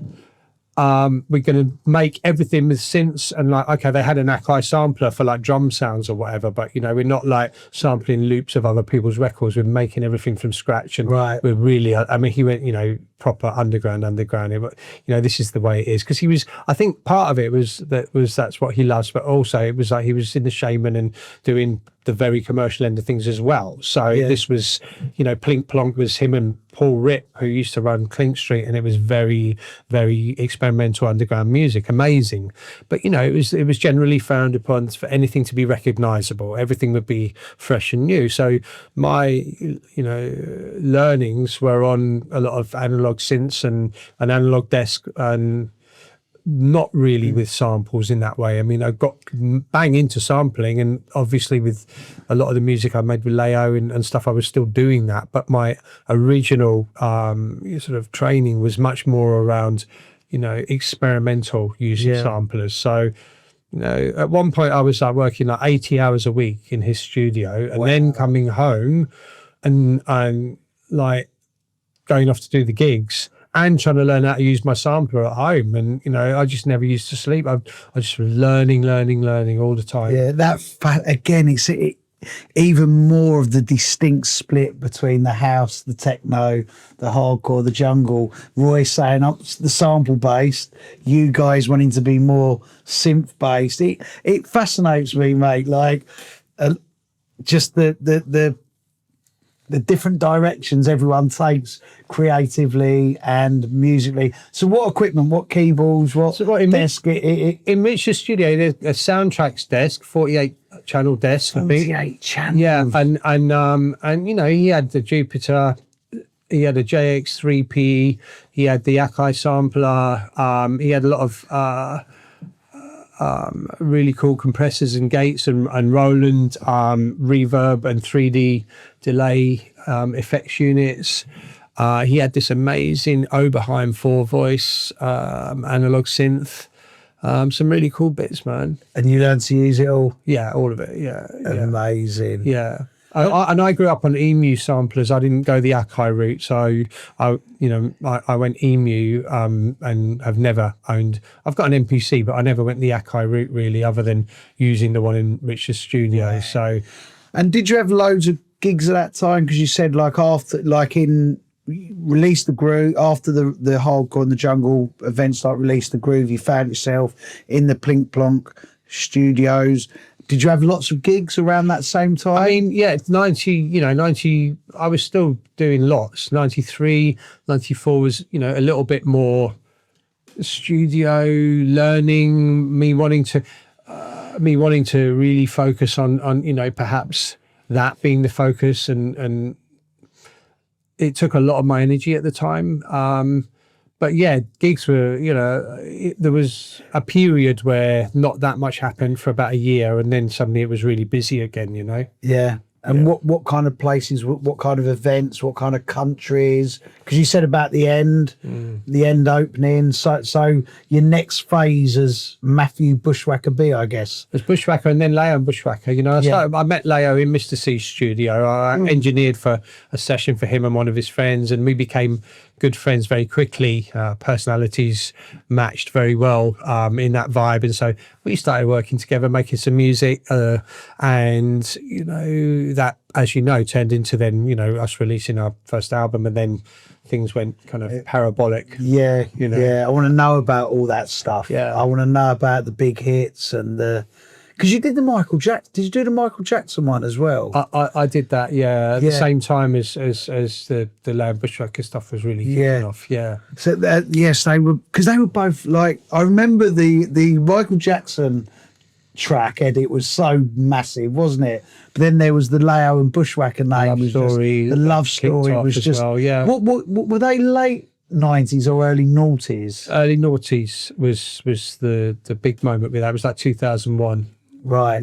Right. So before we get to that, then I want to know about all your DJing around where Plink Plonk took you and all the. Yeah. So there was the Plink Plonk was, what Richard was up to with his label, and he was putting on parties called Vapor Space. He was putting on parties called The Drop. Loads of my mates would come. I'd help them sell tickets, bring like between 50 and 100 people to those parties. I'd play at them sometimes. They were really good, and lots of other little things going on here and there. And I was doing a few bits in Italy and wherever, and I think it's just developed really from there. I mean, there was a period around 96, 97 where what we originally called tech house, which doesn't sound the same as what they call tech house now, was just organically happening. And I was doing a lot of wiggle parties as well in London for Terry Francis and Woodwork for this guy Ricky Woodwork, and they were doing these great amazing underground vibes. There was a lot of stuff going on around London, the underground and could scene. you feel from them events that they had an authentic vibe from what first turned you on to the whole thing? I mean, it wasn't exactly the same as what first turned me on, but it was a vibe that I really connected with the right people. It felt like a family. The music was rocking. Yeah. Because I think that's so important to remain authentic to what you believe in. So throughout this, I'm just fascinated with your defining moment of moving away from the hardcore and jungle.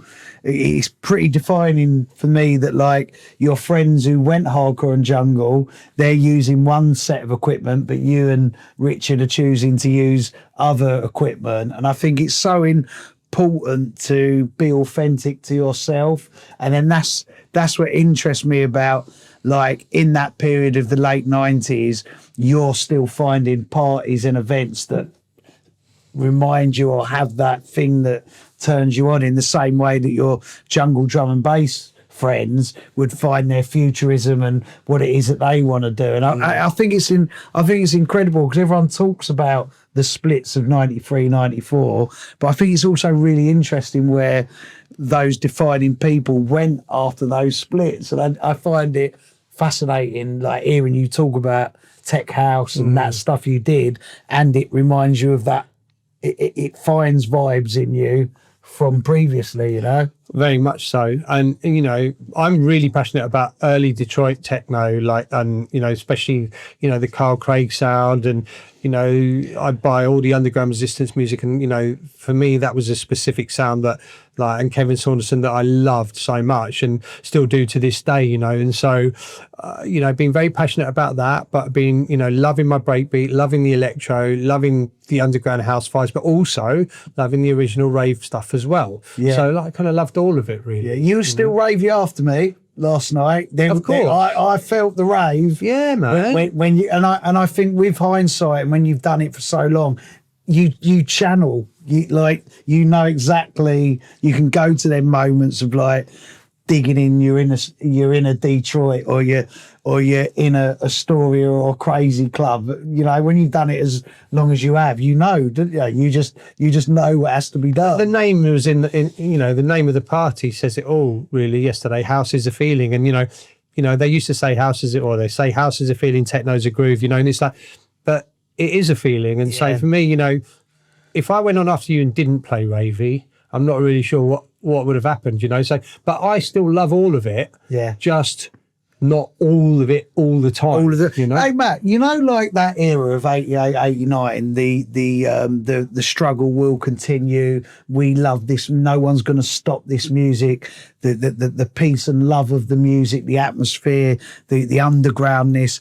I still believe in that. Do you? But it's more back then. It was a revolution against.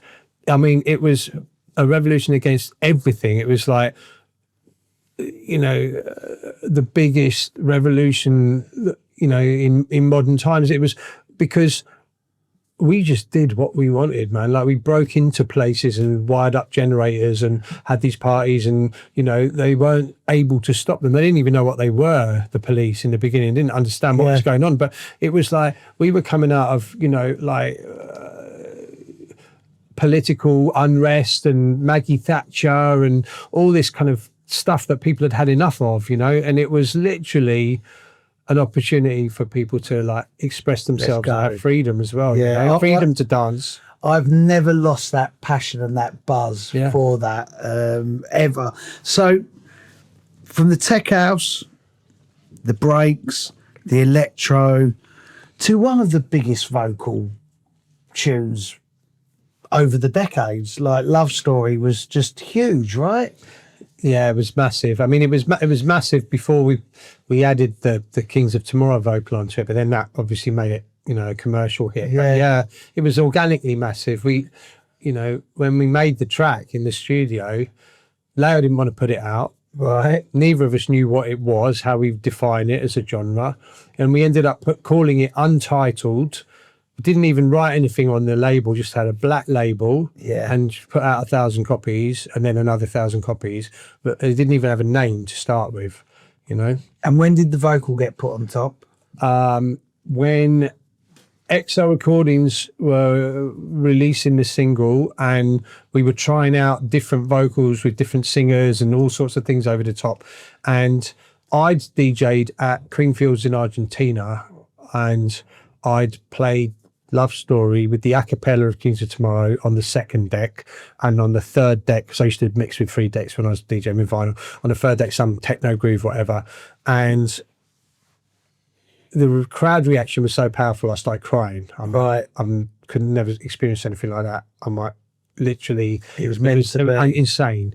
And so yeah, I ended up making an edit of it in the studio where I just put the a cappella over the instrumental and just started playing that all the time. And then I said to XL, look, this is what's working. Yeah, this is what works better than anything else. And so they licensed it, which has always been a bit of a tricky one for the publishers and stuff. But it is, yeah. But you know, that's when it happened. Because it was a double, part 1 and part 2, wasn't it? They was in the original 12 that was released. Was it a 2? I mean, actually, where I was today before coming to meet you was going through all my DAT tapes and old CDRs in my lockup, because I've got to find all those parts and all those original mixes and stuff, because I'm doing a project at the moment with it all. But yeah, it came out as first of all as this black label Untitled thing, and then it came out as the original Love Story with a dub mix on it, and then, you know, there was a Stanton Warriors mix, there was a Blue State mix, there was... They DJ'd with us last night. Yes. Yeah. Did.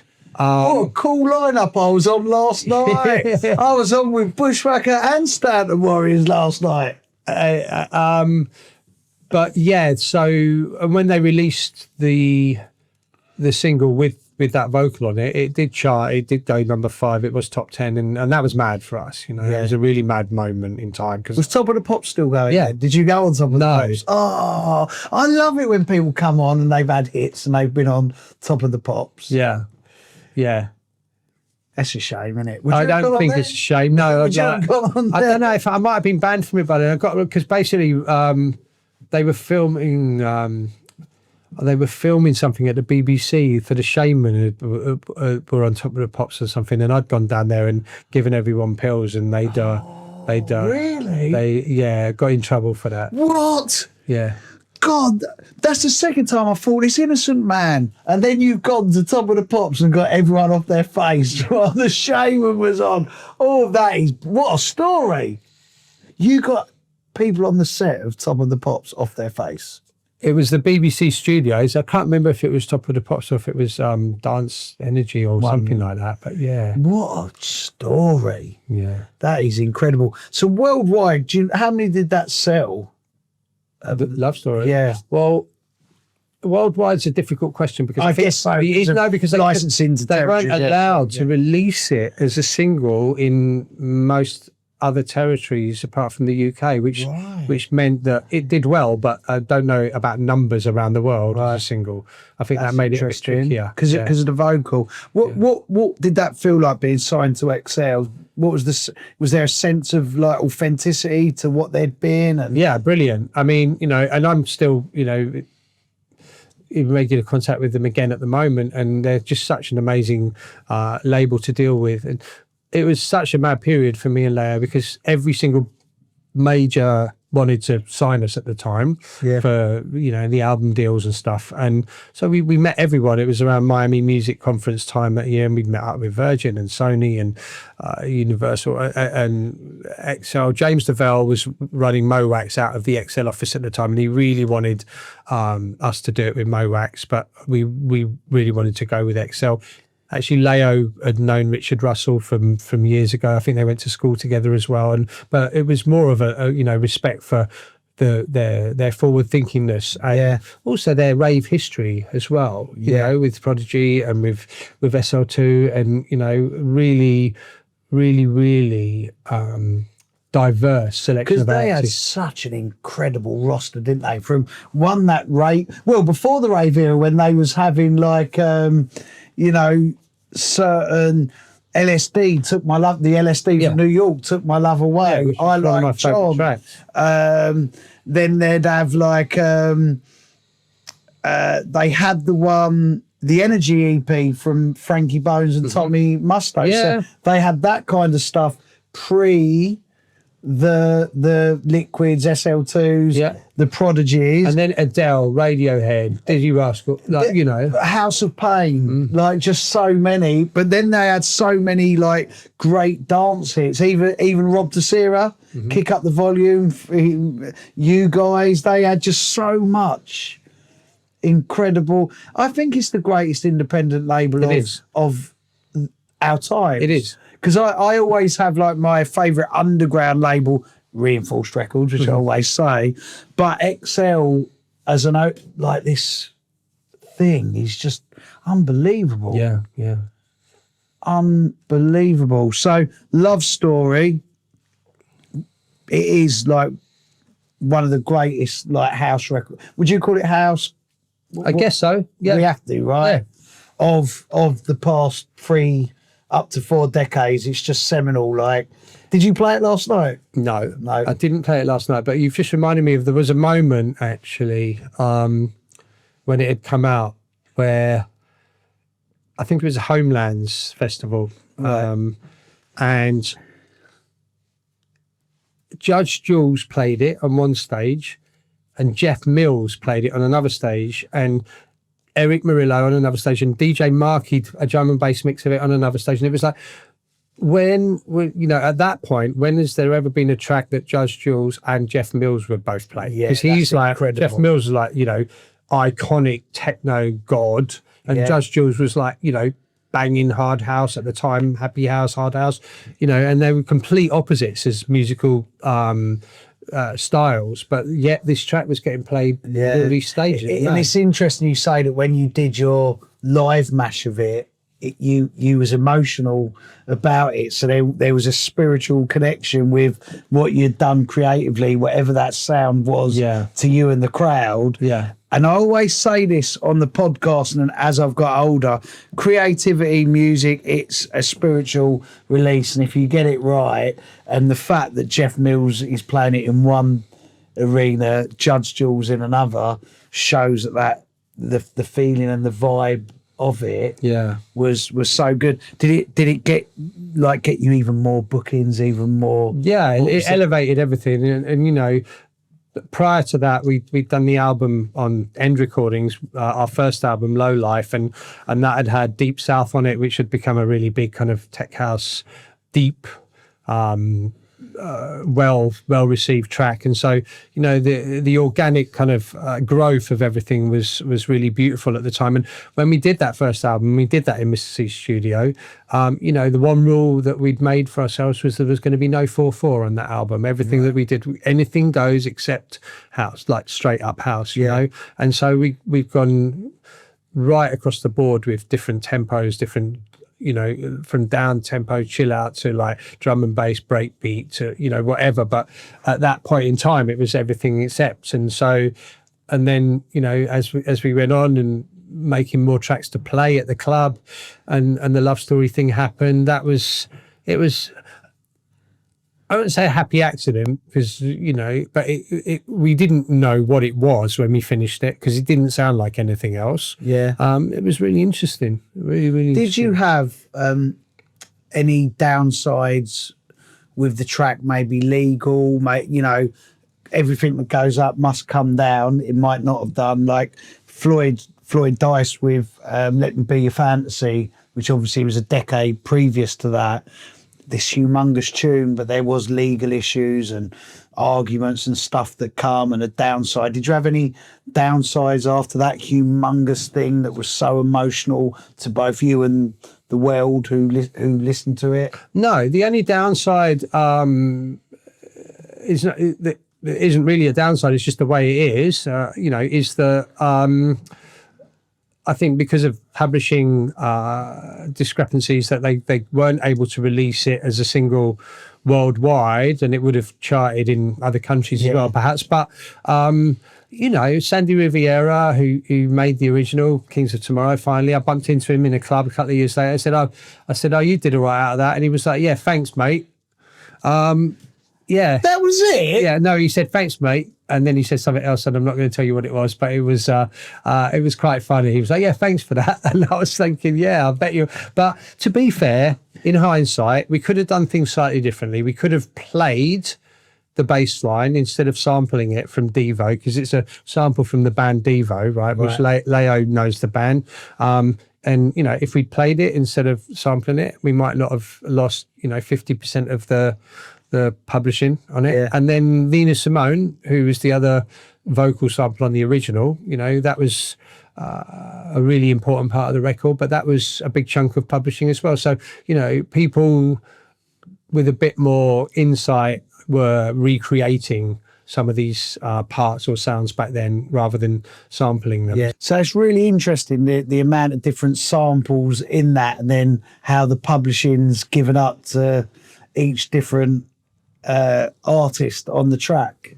Yeah, it is, and a big learning curve for us as well. But, you know, a lot of the fun of it was Layo would go off and hit the record and tape exchange and come back with lots of secondhand records, and we'd go through everything in the studio together for like ideas and inspiration, and just mess. We loved messing with samples and messing with loops and messing with sounds in the studio just to see what would come up. Just interesting, as almost a decade previous with Plink Plonk and Mr. C not being sample based, but then obviously using some really creative ideas, and that being like Love Story, the different elements of it, you know.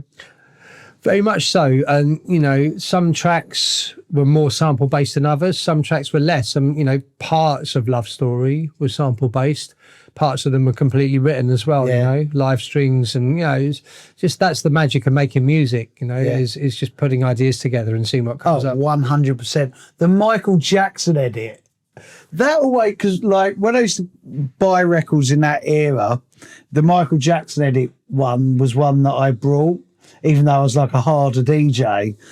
And there was something about that. It was so long, the intro, the DJ intro and outro, but it was such a cool edit, and so many different styles of DJs played that. tune, right? I remember it so distinctly. Yeah, that was a big one. Yeah, that was a big one. And whoever bootlegged it, or whether it was one person or a few different people, I think they probably did pretty well out of it. People bootlegged your edit. That's how it got out there. Yeah, yeah. Yeah. What? Yeah, it was a full-on bootleg. Of your edit? Yeah. Explain that to me. So I made the remix or the edit, whatever you want to call it. Yeah. And I played it out at the end that night on that weekend, and everyone went mental. And the next week I was playing in Ibiza for Pete Tong at Pasha, and everyone was in there that night, Daddy Teneglio, everyone. And I put it on in the club, and Spoonie was in the DJ booth from the Dream Team. Right. And he said, "Oh, I play golf with the head of Epic. You should send it to me." You know, and so because I knew it was going to be massive, I wanted to do things properly. So I'm like, okay, I'm going to get this sent off to them, and you know, try and get it actually put out properly. And so he gave me an address where to send the DAT to, and I sent this DAT off. And at some point in time, I got an email or a phone call saying, "Oh, we've got this package on our desk. We don't know who it's supposed to be for." And then a few weeks later, I walked into a record shop in West London, and the manager, who's still a really good friend of mine, I saw him yesterday, he said, "Oh, we got your new record in." I went, "What record? I haven't put any records out." And they had 100 copies of one-sided white label on the counter, and it said Billy Bushwhacked on it. And I was like, oh. That has blown my mind. Yeah. And it was everywhere. And, you know, it was stateside, you know. Pete Tong had it, and he'd given it to Eric Murillo, and Eric had given it to Roger Sanchez, and suddenly it was like everywhere. But the records were appearing all over the place, like a white label or a yellow label. Yeah, I remember there was a yellowy, orangey one, and that because that was one of the big tunes of the early noughties, if you like. Yeah. What you've blown my mind that you wasn't the one who pressed that up on vinyl. No, and the reason that it didn't come out officially was that at the time Michael Jackson was about to start a new album campaign. He had a new album coming out, and it didn't fit in with their campaign. Right. So I'd written to the label to do it properly. I'd used my lawyer, who was also me and Layo's lawyer, and he was also the Spice Girls lawyer. I was doing everything properly to get it done above board. Yeah. And so when Sony Epic wrote to me, they said, "We're not going to take legal action against you because you've tried to do this through the right channels." But they were aware.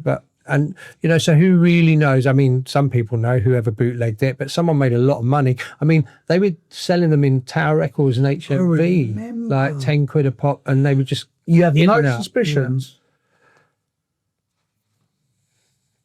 Yeah. All I know is that if I had done it myself, I would have probably made a lot of money. Right. And I didn't. But it was, a lot of people got a lot out of it. That's for sure. They loved it on the dance floor. You talk about DJing with Pete Tong in Ibiza. That whole period was a magical era, right? It certainly was. So, explain that era for you. Well, I mean, XL, Love Story, the Billie Jean edit, things were really peaking and kicking off. We were playing all over the world. Brazil was a big one. We went to Brazil. I first went out there with Mr. C and then a lot on my own before I went over with Layo. And, I've actually been nearly 100 times now to Brazil in the last 25 years. That's incredible. Yeah. That's why you look so young. It's my favourite place. Wow. Yeah. Over 100 times to Brazil. Yeah. Fair play. Well, I love the Latino culture, and I love South America, and I've always had a real passion for Brazil. No, I think I've been over 100 times to Doncaster to DJ. Wow. Yeah.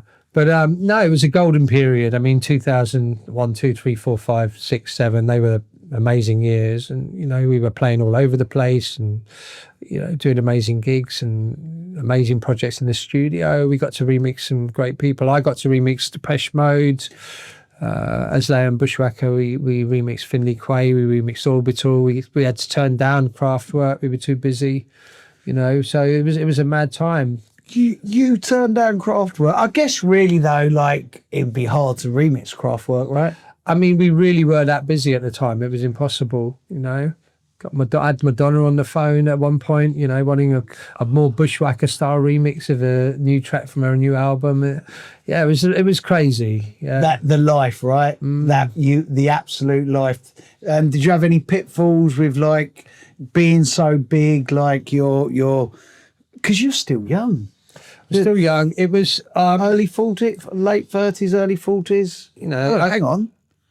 I was late 20s, early 30s. 30s, yeah. Sorry, mate. Yeah. Still young. Yeah. I mean, I understand myself better now, the age I'm at now, and you know that I have got a little bit of autism in there, and that makes more sense for me about social anxiety or overwhelm in certain situations where I would find it difficult to be around people, and because I can communicate very well through music, but sometimes in social situations, especially if there's lots of people around or certain energy and it's intense, I can find it very hard to communicate. So I didn't know that at the time, and I used to party a lot or get on it a lot, and you know I had issues with the addictions, and you know I'm you know sober for over 10 years now. I haven't had a drink for 10 and a half years, and drugs you know that's all been cut out of my life. But you know I did spend quite a few years battling against that, and sometimes it was very, very difficult. So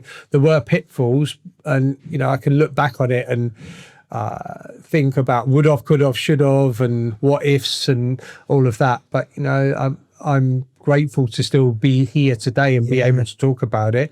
But it wasn't easy, like having that kind of level of success, and the people think they know you, they think they know who you are as a person because they know of you and they know what they think they know of you. And so there would be this sort of sense of having to show up in a certain way, or people's expectation of you giving them your time. And when you do suffer with social anxieties and a bit of autism and that, and you're under pressure and everyone's trying to talk to you at once, sometimes it could get a bit much. So when it was at the peak of his success, sometimes it was a bit overwhelming, but other times it was amazing. It was like, wow, I can't believe this.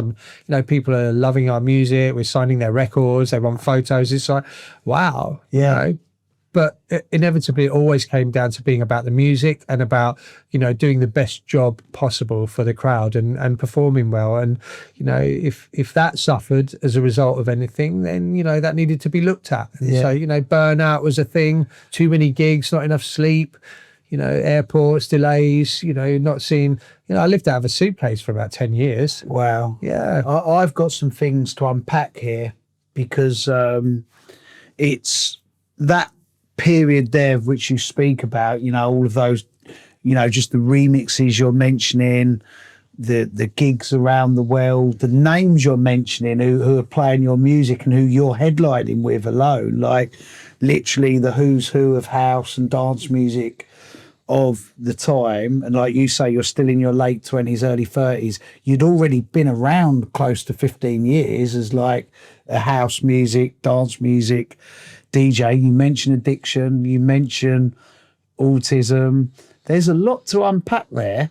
Was you good with your finances at such at the level of success you was at? How did the addiction affect you? And then how now are you the other side of that? There's a lot of life stuff there from the, to me, the names you've mentioned, the gigs, the Brazil, it's not just Brazil, it's all the other countries, top 5 record. It's the life, it's the dream. But then you've mentioned this other stuff. How have you navigated from then to now with all of that stuff that you've just said to me? Well, first and foremost, the decision to abstain, get clean and sober and stay that way has been the most important decision of my life. And I probably wouldn't be here today almost certainly if I hadn't done that, So recovery and abstinence has been so important. And I didn't have much knowledge about managing finances when I was younger. And so although there was degrees of success with everything and lots of gigs, I would usually spend more than I earn, you know, and that would be, you know, flights, hotels, clothes, you know, music, equipment, whatever. But, you know, and, you know, with the addiction as well, of course it costs money. But I always sort of somehow, if looking back, managed to be spending 10%, 20% more than I'd earn each month. And so, you know, that was not the best financial direction to go in, I suppose. But you know, I was young and stupid and high and having fun and just going with the flow and rock and rolling it a bit, and it was what it was. You know? Yeah. And the addiction now, like, was it drink and drugs both? What? I wasn't a massive drinker. It was more substances, really. You know. Yeah, I had an unhealthy relationship with cocaine for a long time, but I did spend quite a long time trying to get clean and sober and having various degrees of success. You know, sometimes a year, sometimes 9 months, 6 months, 18 months, and then go back out there again. And you know, it wasn't until I stopped, the stage stopped, that you know, life started to change again. But you know, it was very challenging, and as I said, you know, the would-ofs, could-ofs, should-ofs, and the what-ifs, there are lots of them, but we can't live our life like that. You know, we have to look at where we're at now and learn from what we've experienced. And, you know, a lot of what I do now, aside from music, is, you know, working as a psychotherapeutic counsellor. I retrained as a psychotherapist, and, you know, I work with people in that space as well. Those experiences that I had back then and throughout life have also helped me to have a deeper understanding of what the clients are going through when they're struggling with mental health and addictions and whatever else they're going through. And you know, you know, in some ways, I think that having had those experiences and difficulties and come through the other side of it is what makes me stronger today. And yeah, maybe I have more money today and, you know, whatever, but I'm not really about that, you know. I'm just who I am, and I'm a human being, and I'm just being honest, you know, that those experiences, one thing that I think is a little bit difficult these days is that people with addictions can sometimes get a little bit stigmatized, really, and it's shrugged off by people that don't really understand addiction as something that they are just have become as a choice, and it's just selfish behavior or whatever. But you really need to understand addiction to understand that, you know, it is a disease, and that when you're in the throes of it, you cannot stop, and you know that doing something about it is what needs to happen, but it's easier said than done a lot of the time. And so, you know, it's not just a question of deciding not to drink, and a lot of people these days, they make that choice. I'm going to have some time off, or I'm going to stop drinking, and that's great, but they might not be addicts. Yeah. You know, and so all of these choices are in life. I think we need to think about whether whatever choices we make are creating a higher vibration or a lower vibration. And the general rule of thumb is if it's creating a higher vibration, it's the right choice. And if it's not, then it probably isn't. And that does simplify it. But, you know, we go through different stages in our lives, and sometimes we make mistakes, and sometimes we have regrets, and sometimes we do things really well and then go and make the same mistakes again. And it's part of being human. And I guess really you going through all of that stuff means that you can now help people, as you're doing with what you're doing with the psychotherapy and helping people with mental health and their addictions. I can help them to help themselves. I mean, you know, I can show up for them to facilitate them to help themselves. I mean, all I know is that if I didn't do those things, if I didn't make the choices I've made to stay clean and sober and, you know, be where I am now, I wouldn't be able to help anyone. I wouldn't be able to do anything. When I set up my mental health charity with about 10 people, more people actually, and we had a lot of meetings with the charity commissions before they gave us our charity number and before we come official. I said to them, I've written this book called about drugs, about my time as a teenager. I was a heavy drinker at that point. I hadn't drunk for about 4 years.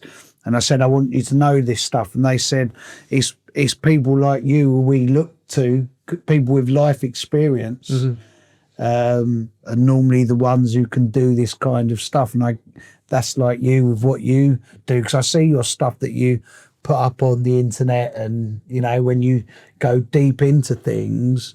And I think it's important to, as well as being a messenger of music, if you've been through a life experience and can come out the other side and help people, I think that's really important.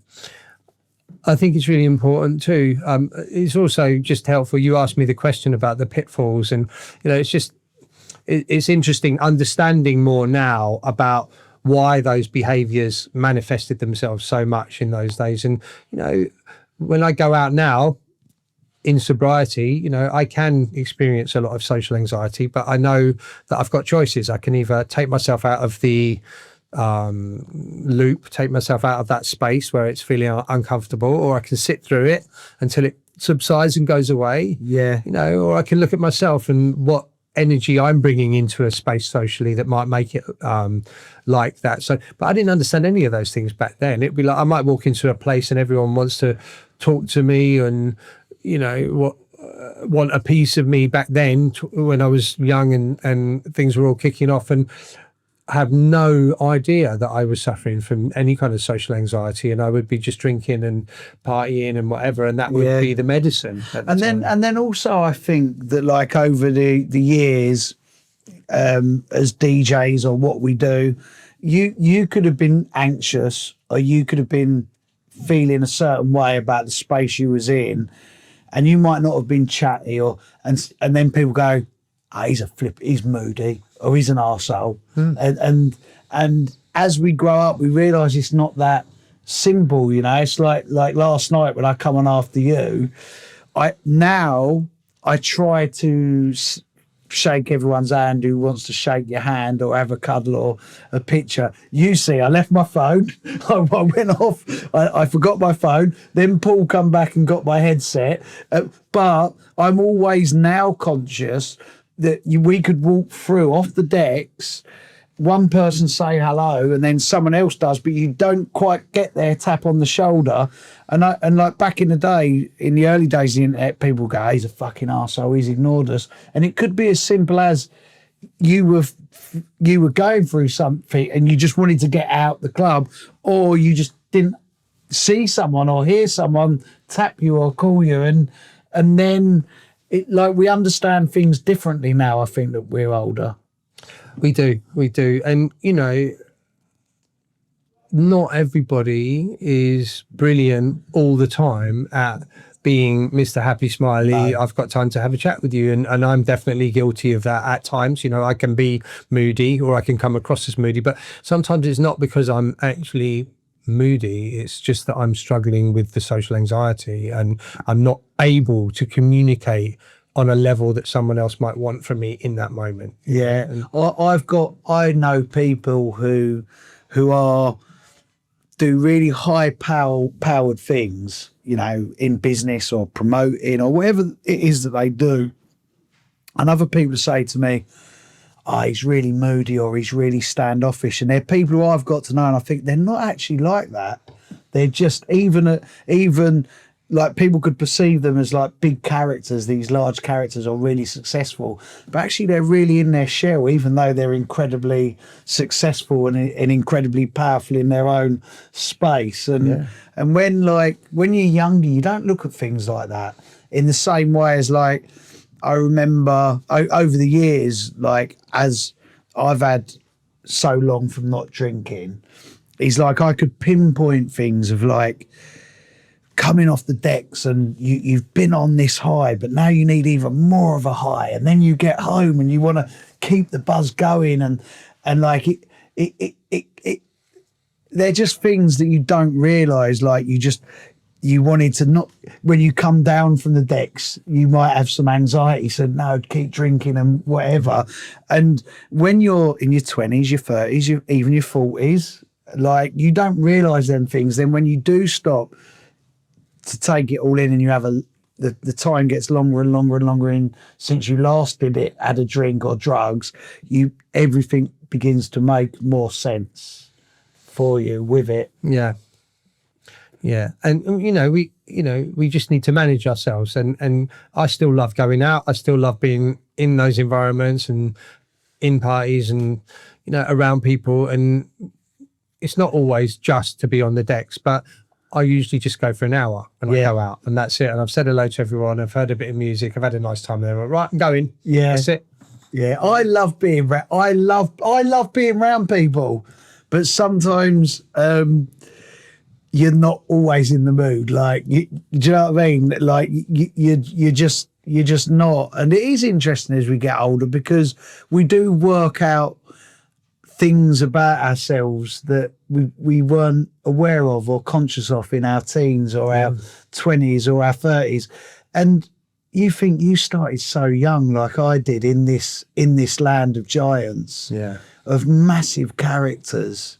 So you're 16 in the land of Steve Jackson, radio personality, Everson Allen, frontman, Litmaster Mark, such a character, Frankie Valentine, incredible DJ. And at 16, you're still working yourself out, aren't you? Very much so. Like you're so far away from working yourself out. Like, I remember being 15 and starting with the football hooligans and people giving me and I'm still 15.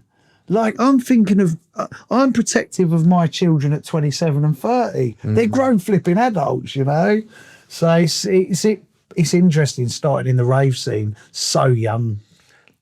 It is, and all of it's interesting. I find all of it interesting. I find the balance between still doing all the music stuff, which I love, making music, playing music, performing, all of that, and the therapy work, that balance really interesting, because on the one side I'm doing the thing I've always done with the music, and then the other side it's like the curiosity that I developed when I got sober about why we are the way we are and why we do what we do, and why we think, feel and behave the way that we do became more and more, and I ended up studying it, the psychotherapy, and then working with people. And now I can I can also realize, well, no one really cares, like that, I might have met someone 20 years ago and I was offish and dismissive and they were a bit drunk and wanted to talk to me, and they've taken that away as he's rude, he's just some rude guy. And that would have, their experience might well have been that. They won't care that that's the dictionary definition of Asperger's or of high functioning autism in certain situations. It won't change anything. It won't make any difference to somebody today if I say to them, oh, by the way, I've got the symptoms of Asperger's, and so if you find me dismissive and I'm not looking at you in the eye and I'm uncomfortable in the conversation and you perceive that as rude, it's not. It's because I've got this thing. No one cares. Yeah. But at least I understand it. Yeah. And at least I can understand that someone else might be having social anxiety or might just be a bit overexcited or a bit drunk. I do find when people are very drunk though and I'm sober, that's quite a hard one. Yeah, I had someone last night. I won't an MC actually, and not Chalky White, by the way, another one, and a recent gig they wasn't meant to get on the mic for me and they did, and I wasn't happy, and I made it known I wasn't happy because like I've got my own it's my show, I don't need anyone, and I'd forgotten all about it. But they come up to me at the gig and they apologised and they said, like, I'm really sorry, and I'd give them a hug. I said, don't worry about it. But it obviously played on their mind up to that point. Do you get what I mean? It was just it was just in that moment, and it is funny because as humans we do forget. We don't. I would like to think that we don't hold on to those little things, but in the moment they can feel quite awkward. They can, yeah. And, being a creative person as well, it's a roller coaster. You can have moments throughout one day where you're feeling on top of the world and, oh, wow, I'm really feeling good about things and I like this bit of music that I've made or whatever. And then a few hours later, you can feel like, imposter syndrome and, I'm not relevant anymore and everybody hates me and oh my God, you know, and it can just be like that as a creative. Oh, I get it, mate. So there's lots there, but you know, this is, you know, what we're talking about here is the music and the connection and, you know, the journey, and life is a journey and it isn't like that. It is up and down. Oh yeah, that's what makes it interesting, mate. Yeah. Are you organised, Matt? Because to have the psychotherapy, being a creative, are you organised? Because I don't know about you, when it comes to creativity, I cannot be organised. Like I can't organise my creativity. It has to just happen. So I'm in this constant, when I'm in the flow, I'm just going. When I lose the flow, that's when I get those things that you've just said, imposter syndrome. Oh no, I'm not very good. Da, da, da, da. But also, you know, you're doing what you're doing outside of music. You need to organise your diary for your gigs and blah, blah, blah. And are you organised? Well, I'm fairly organised in some ways. I think so. It's one of the reasons I take on less as well, because I don't want to be on the road every single weekend, you know. And I've organised my week so that when I do see clients for therapy work, it's on a Tuesday and a Thursday, and so it doesn't interfere with the weekends, and that works pretty well most of the time, you know. So, but you know, in some ways, I guess there's some disorganisation in there, but I'm not massively disorganised. Right. When I was disorganised was when I was not in sobriety, because that was chaos, you know. Right. Just you know, getting on it all the time and not sleeping, and that was more chaotic. Right. I feel within my creative world, I am chaotic now. Like really, like bam, bam, bam, bam. But then, like I say on this a lot, I've got Sonia who I've been with for 33 years, so she can organise the chaos and put it into all of its time frame, you know. So I'm just off. But yeah, when it comes to being organised, I'm not. I don't know about that. You organise this. You tell me what time to get here. Yeah, but that's like it's that has to be organised. You get what I mean? That has to. But I think also because I'm so hyper focused on this Rave Story TV with you all, that it's literally like, you know, we're recording this on a Sunday after me and you've been DJing. You're over from Ibiza, and I'm just so focused on doing this. Yeah. So it's like, but with with actual music creation, I can go months and months and months without writing anything, and then I can go and write 10 things in 3 days. You know, so it's like, in that sense, it's not organised like regimentally, whereas I'm saying, right, that's it, I'm going to write music today and it's going to be like this. I have to be in the mood. I have to feel it. Yeah. All right. So so back then, when we're in the Pink Plonk studios, and, you know, you said you'd been to uni to learn your stuff. What did you prefer? Did you prefer being in that studio environment where there would be a turnover of time, releases, working with people in and out all the time, that, or do you prefer it now where it's more free flowing and you can just do it within your own time and your own vibe when you catch the feeling? Well, when I was at Richard's Studios back then as an assistant, I was, you know, working as almost an apprenticeship, but, you know, I was learning from being around the other engineers, and I was, you know, it was work. So that was kind of a different kind of structure. I had to be there on certain days and a lot of the time, but now it's, I think, being completely self-sufficient and being your own boss, it's got a lot of pluses, but also you have to be, you know, very disciplined to make sure that you do get in there and do things, you know. And for me, the whole of last year, I was building an amazing studio in Ibiza, which only got finished just before Christmas. Took a lot longer than it was supposed to. And I couldn't make any music in that whole period, not because I didn't have a studio set up at home, but because my head was so focused on the building of this new space and the problems that were coming up and why it wasn't getting done and why it was costing more money and what was wrong and blah, blah, blah, that I just wasn't in the headspace at all to make any music. Right. So I was still able to do my therapy work fine, because that was, you know, work that I had to show up, but creativity took a back step in terms of writing music, whereas now, you know, I know exactly what I need to do, and I need to be in there and make up for lost time last year, and I'm also hungry for it. I've got this amazing new studio space with incredible sound, and I just want to be in there all the time making music again. Yeah. And like, I was in there last week, like I was in there for 10 hours, which is nothing compared to 20 years ago kind of hours, but I was in there for 10 hours without even realizing that I'd been in there for 10 hours. I'm like, That's great when that happens. yeah. That is, when that happens, that is amazing. When you can just get carried away with your creativity.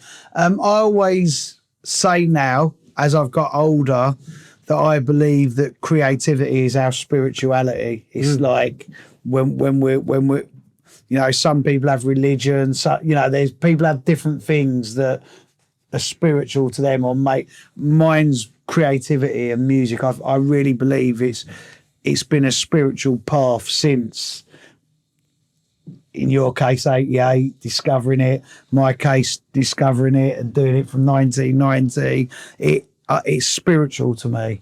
It is, and I've had lots of spiritual experiences in the studio writing music, very powerful ones, you know, in the past, and will do again.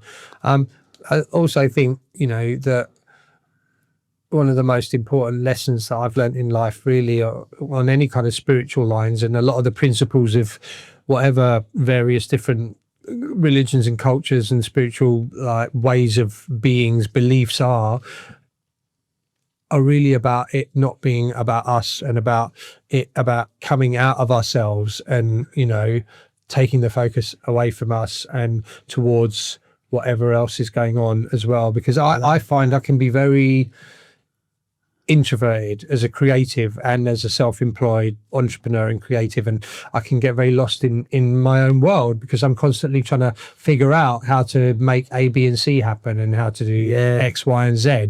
And, you know, it's so easy to get lost in self, and to become, you know, I feel more spiritually connected. I need to be more interested in what's going on with somebody else and something else, and really tune into that, because otherwise it just becomes, and, you know, not on purpose, but it's so easy to become all about you. You know, and we, you know, if you're keeping an eye on that, and, you know, we're not hurting anybody, and we want to, you know, show up in a good way for others, and, you know, and bring a higher vibration to other people in any way, shape or form, then I think that's a good step in the right direction. I think that's what makes what we do in music so important, to your point, is that we do something we love, but we can share it, like last night, to 1,500, 2,000 people. So that feeds into what you're saying, like this connection with, like, we share it with all of these people. And I think it's deeper than just going and rocking a crowd. It's deeper than, you know what I mean? I would never have thought like this as a 16-year-old or 21-year-old. I had no need to. But now, as I've got older, and like you saying, it's not about you as an individual. It's about what else is out there, you know. And that's what I love about what we do, about the music, that we get to share it with like-minded people. Absolutely. And, you know, it is about sharing, you know, it's about sharing. And I find communicating through music, through playing music, particularly, is my preferred way of communication, that I can communicate with a group of people at the same time. And by projecting that outwards, what I get back from them is, you know, when it's going well, is a great feeling, but I'm not having to open my mouth and talk to them, because I find when I'm, you know, communicating in big groups, often that can be more challenging for me, whereas with the music, it's a universal language that doesn't involve me, you know, speaking or being spoken to in that way. It's more of an energetic exchange of communication, and I love that. I love that as well. So what's the future for Matthew Bushwacka B? Well, the future is as I said, I've just built this new studio, so I'm working on the album from 2001 that I did with Layo. I'm reworking it in Dolby Atmos, so immersive audio. So that's my current project at the moment, and then going to do some shows with Layo over the next year as well, and really just focus on everything we've spoken about today, but moving forward, still doing what I love and being creative and doing my best with that, and hopefully sharing experience and some kind of wisdom with people that are younger and that want to learn more, want to get inspired, or are struggling in some way as well. But really just staying with feet on the ground and being able to enjoy it and not getting caught up in the divisiveness of the world at the moment, which it's been, particularly the last 5 years, incredibly testing and created so much toxicity that we're in this current climate where people can only be over here or over there, and there's no grey anymore. There's no bit in the middle. If you're not over there, then you're not allowed to be part of anything anymore. And everything feels very divisive right now. And I'm trying to detach more from that and just focus on the things that are most important, which is music, which is family, which is health. Yeah, sadly, the world that we find ourselves in, especially with how amplified everything is on the internet,